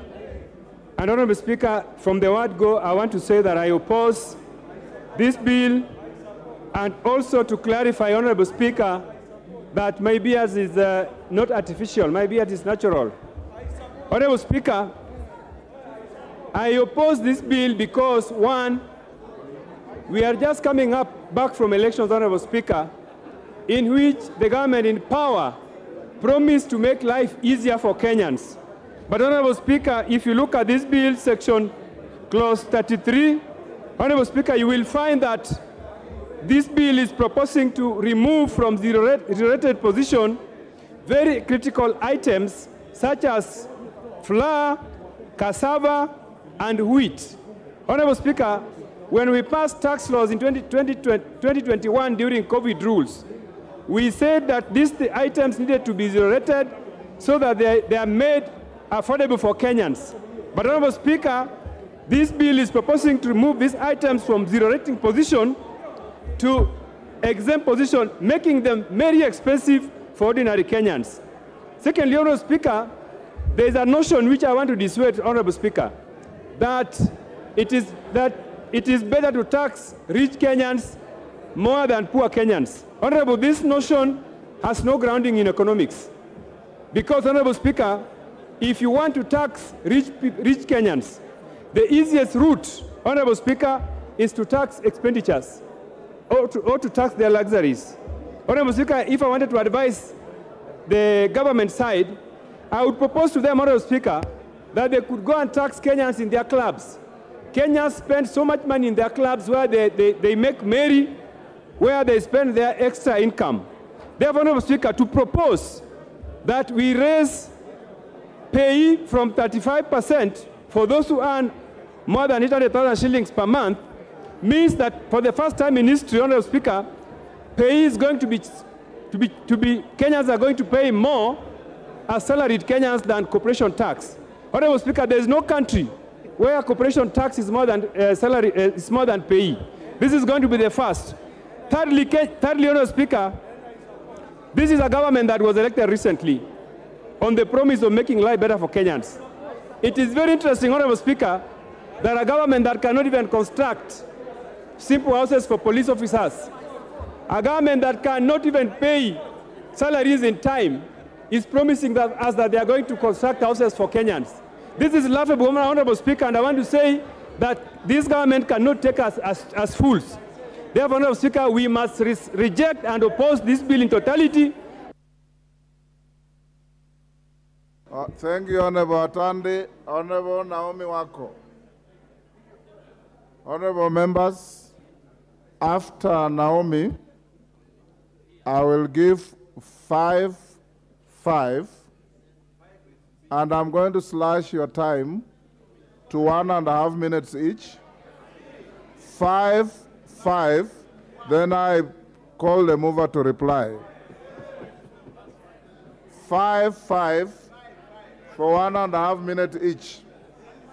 But Naomi, you'll have your 3 minutes. After that, 1.5. Thank you, Mr. Speaker, sir, for allowing me to add my voice to this very important bill that we are discussing, Finance Bill 2023. It is a great opportunity for us to interact with this bill. And Mr. Speaker, I must say from the onset that I support the bill fully because it has more benefits for the Kenyans than the challenges that it poses. And Mr. Speaker, sir, Kenyans have suffered for so long, for many years. The challenges that the Azimio team is talking about has been there for the last many years. And the bill that is on the table today is the solution to our problems. Mr. Speaker, we must be a self-reliant government, a self-supporting government, and this bill is the only thing or the only bill that can make the difference in the situation that we are in today. And I know very well that all the members of parliament want development in their own constituencies and in their own counties, but it is unfortunate today we are fighting the bill that has all the solutions ready for us. And Mr. Speaker, when you look at the manufacturing center, it contributes to 40% of the employment and the GDP in Kenya. The committee has in its deliberation offered a number of reprieve to support the sector and in particular to local companies. And through that, we will be able to employ many youths who are unemployed, we'll be able to create jobs, we'll be able to support families that have suffered for many years. Again, Mr. Speaker, under climate change, the global warming has a serious effect on the entire world. But in this bill, we are providing solutions that will have some positive impact on the entire nation. And because of all that, we also see very well that education is one of the major beneficiaries. Mr. Speaker, where there is no vision, Mr. Speaker, we perish because of lack of visionary leaders. This bill provides us with all the solution, and in order for us to overcome our current challenges, we must support, and let us not be emotional, let us support. And to our team, Kenya Kwanza, let us be trustworthy, let us take care of the resources that God gives us, and be good stewards. To whom much is given, much is expected. Very well. Order, members, let's limit the movement to the Speaker's desk. Next, let's have Honorable Martin Owino. Ndewa is in the House. Proceed.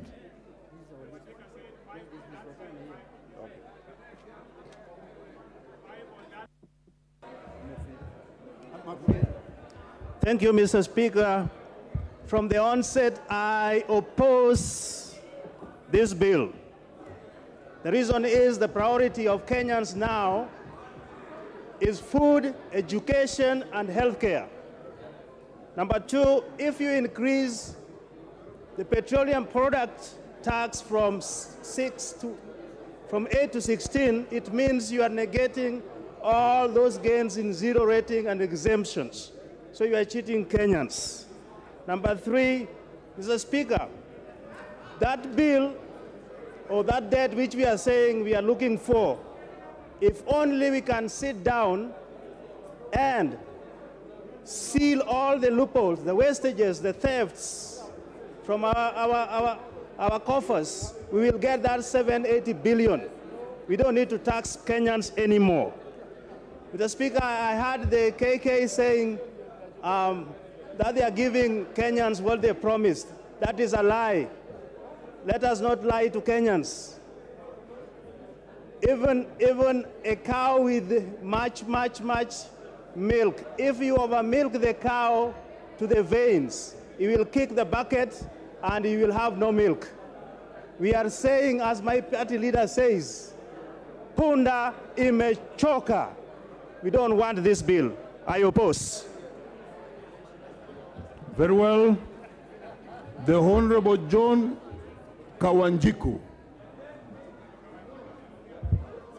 is in the house. Kawanjiku, I'm told you have already spoken on this. Then please, if you have spoken on this, you cannot speak twice. If you haven't, proceed. Thank you, Honorable Speaker. I think I've been here the whole day waiting for this moment. But I want to stand on this floor of the House to support the finance bill, Mr. Speaker. We must be truthful to ourselves. We must tell the country the way the nation is.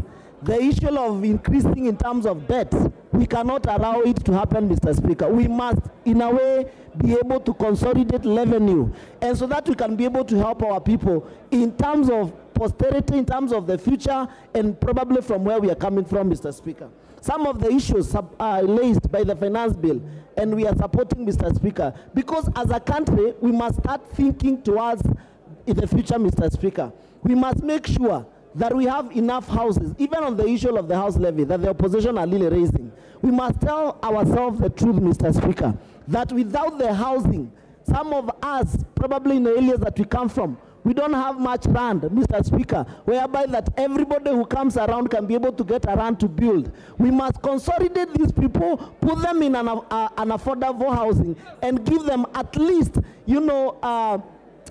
dignity for their living, Mr. Speaker. Therefore, I rise to support the finance bill in totality, and even the people of Kiambaa, they told me this morning, go and support the finance bill, because there is no any other way that the government will get revenue, will implement infrastructure, will implement.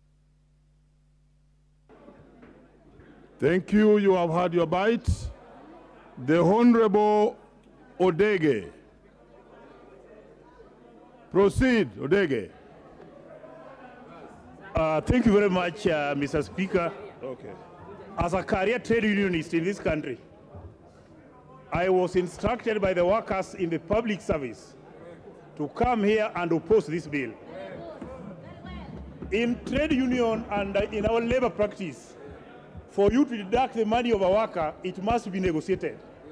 So this one, which is going to be deducted directly, workers in this country have said no.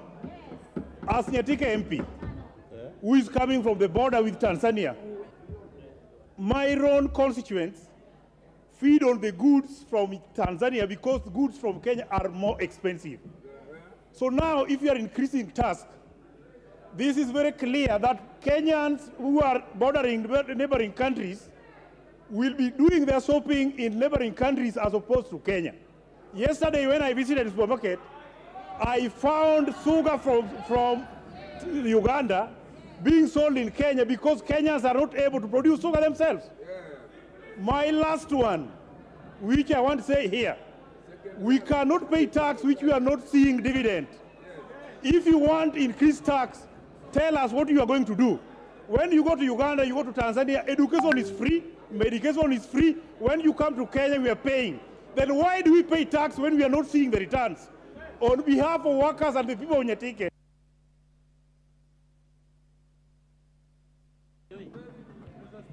Very well. The Honorable Wanjiku Muhia.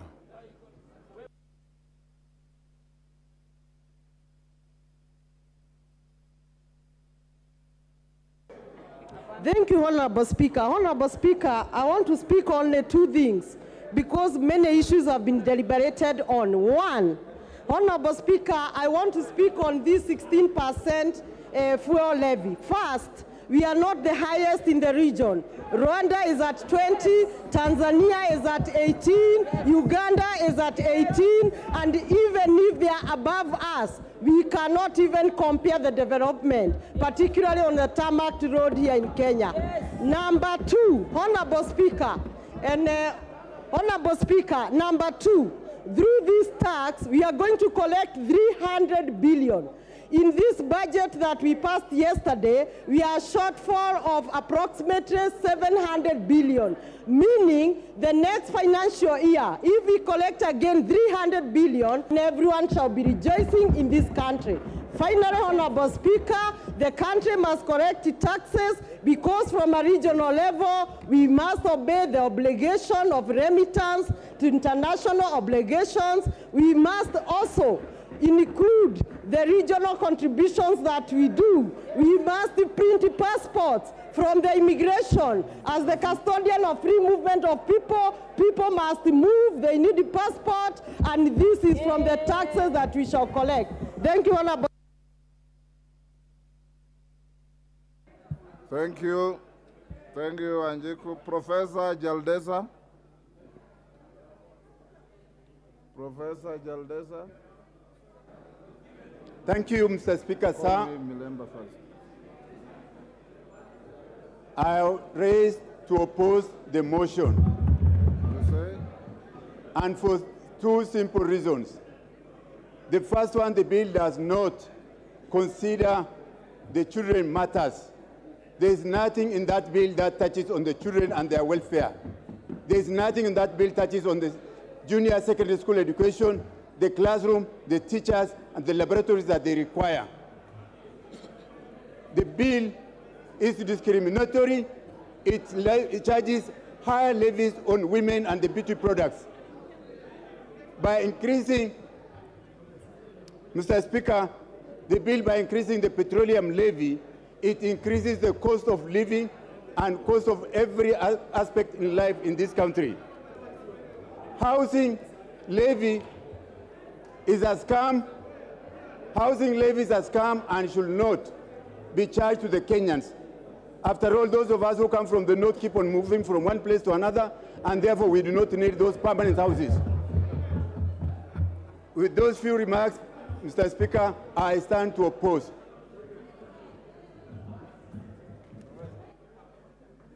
Mr. Admeli.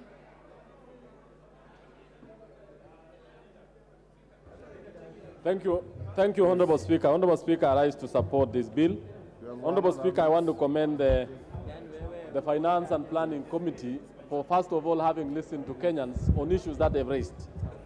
Honorable Speaker, this is a bill that has sensitized Kenyans on what is happening in the country on issues of finance. Kenyans across the country have realized their role, what they had to say, and what the government are doing. This bill is trying to do a lot of things, more so in the affordable housing project, where we are now going to have, if we build houses, we are going to remove slums from our country. Our country today, as we speak, Mr. Speaker, has one of the largest slums in Africa. And the president, this government endeavors to remove it and create jobs. Create jobs, especially in terms of promoting the construction industry, cement industry, and many others. I also want to say that farmers, because of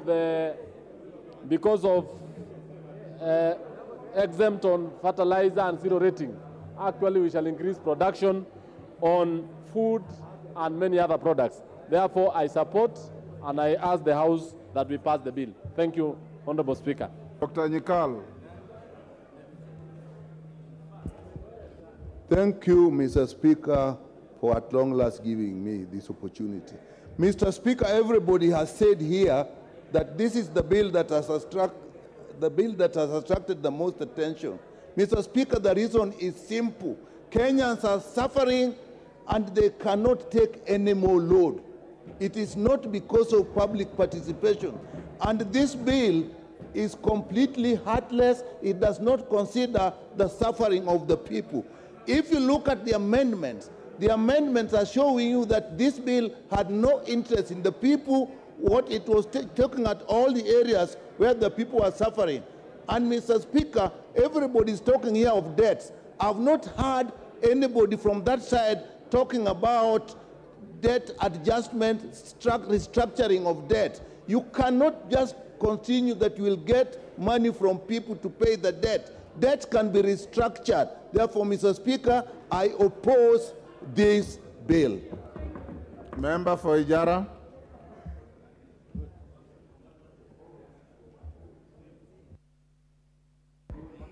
Thank you very much, Bwana Speaker, for giving me this opportunity to support the bill.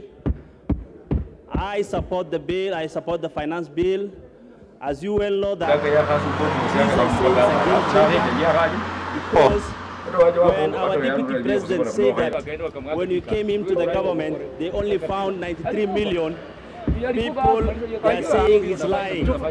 But because they wanted the government, our government to fall down, we decided as a government, as a Kenya Kwanza government, to come up with a finance bill to sort out the mess they have created. The other issue why I'm supporting the finance bill is because if you see Ijara constituency, we have a project called LabSet. That LabSet, the previous government, they said they will only put Amaram, an international road from Lamu up to Ethiopia and Somalia. But when Kenya Kwanza government came, they said they have to put a tarmac road. Those are the factors that is forcing us or that's making us to support the finance bill. The other factor that why I'm supporting the finance bill is the reduction of the exercise duty that we pay on the money transfer. If you check, if you want to pay your money, transfer money, you pay 500 shilling on RTGS or two. Emmanuel Wangwe.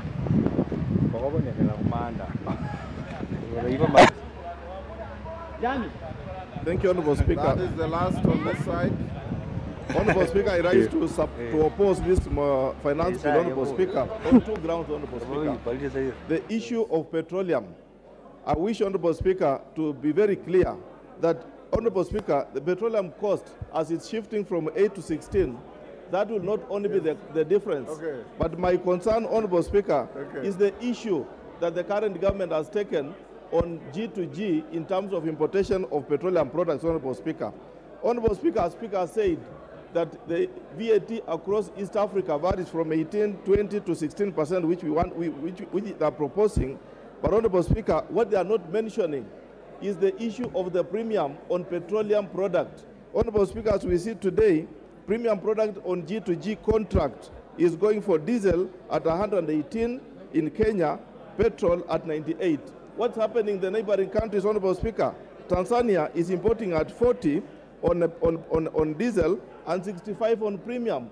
Honorable Speaker, if we get it right in terms of financial discipline, definitely the prices of fuel will come down rather than raising in terms of VAT, and the government will be able to collect enough. Therefore, Honorable Speaker, I oppose. Thank you. The last on this side, Robert Bukose.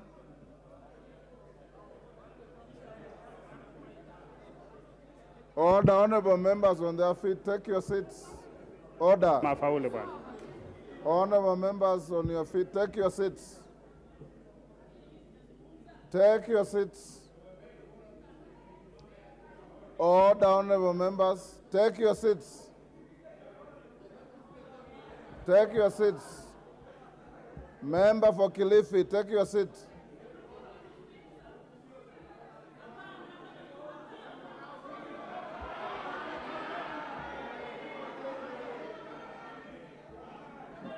Order, order.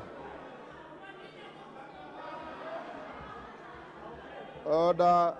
Honorable members, order. Honorable Bukose. Thank you, Mr. Speaker, sir, for allowing me to contribute to this bill. On the onset, I want to say I support the Finance Bill 2023. And Honorable Speaker, when you look at the issue on the Finance Bill, especially on the medical side, we have exemption of vaccines, we have exemptions on medicaments, that is pharmaceutical drugs, and this is going to boost local manufacturing. Honorable Speaker, local manufacturing is going to make it possible for the cost of medicines to go down, for the cost of drugs to be affordable by people, and therefore the cost of health is going to be much reduced. Honorable Speaker, and this is going to assist our country to attain the cost of health. Because I support. Order. Order, honorable members. Order. Take your seats. Vile nimekuwa hapo ameanza kuanza kufikiria saa zingine amefanya msee way forward ekuje mpaka kesho wakisema namna hivi kama ni ng'ombe, mbuzi, ng'ombe, kondoo na hiyo pesa wenye watakuambia si wewe unawajia tu hapo. Ndio nimemwambia ametoka huko ameenda nimemwacha hapo kwa parapara. Then I call the mover to reply. It is now time for me to invite the mover to reply.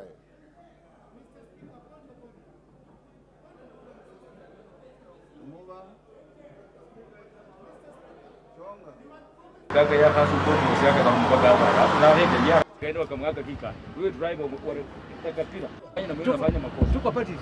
No, mimi nimefanya Honorable Speaker. But before, now that I have 15 minutes to reply, I would like to donate 1 minute to the Honorable Chapkonga. 1 minute to... Donate to Chonga as well. Okay. In that case, Honorable Speaker, I want to thank... Order. Order. Honorable Member for Kilifi. You have constantly flouted the rules the whole afternoon, shouting and menacing the chair. I want to assure you that the chair can take action against you without any fear or favor. I'm not going to do that. You should feel embarrassed conducting yourself in the manner you are conducting yourself. Order. Order, honorable members. Order. I have even taken the extra caution of asking your minority leader to speak to you, that as a gracious lady, representing the great people of Kilifi, who are watching you on TV, order, who are watching you on TV, I don't think they are happy to see that what I'm seeing. But, honorable members, I want you to know this, that we are many. Not everybody can speak on every item on the floor. There are many members who have spoken, your leaders have spoken, others have spoken, and we did agree that we are going to have some closure at some point. So, Honorable Chair, did agree, you said you are donating that we are going to have some closure at some point. It's up to you. Honorable Chair, but you have time to reply now. Wanjala, take your seat. Thank you, Honorable Speaker. Listening to the mood of the House, I just would like to highlight a few issues. Honorable Wanjala, take your seat. Go on, Chairman. I would like to correct a few misinformations, Honorable Speaker. Now, before I reply, Honorable Speaker, the taxation of chairman, Honorable Mr. Speaker. members, you have said many, many good things in this debate. We are getting to the end where you are going to vote. Express yourself.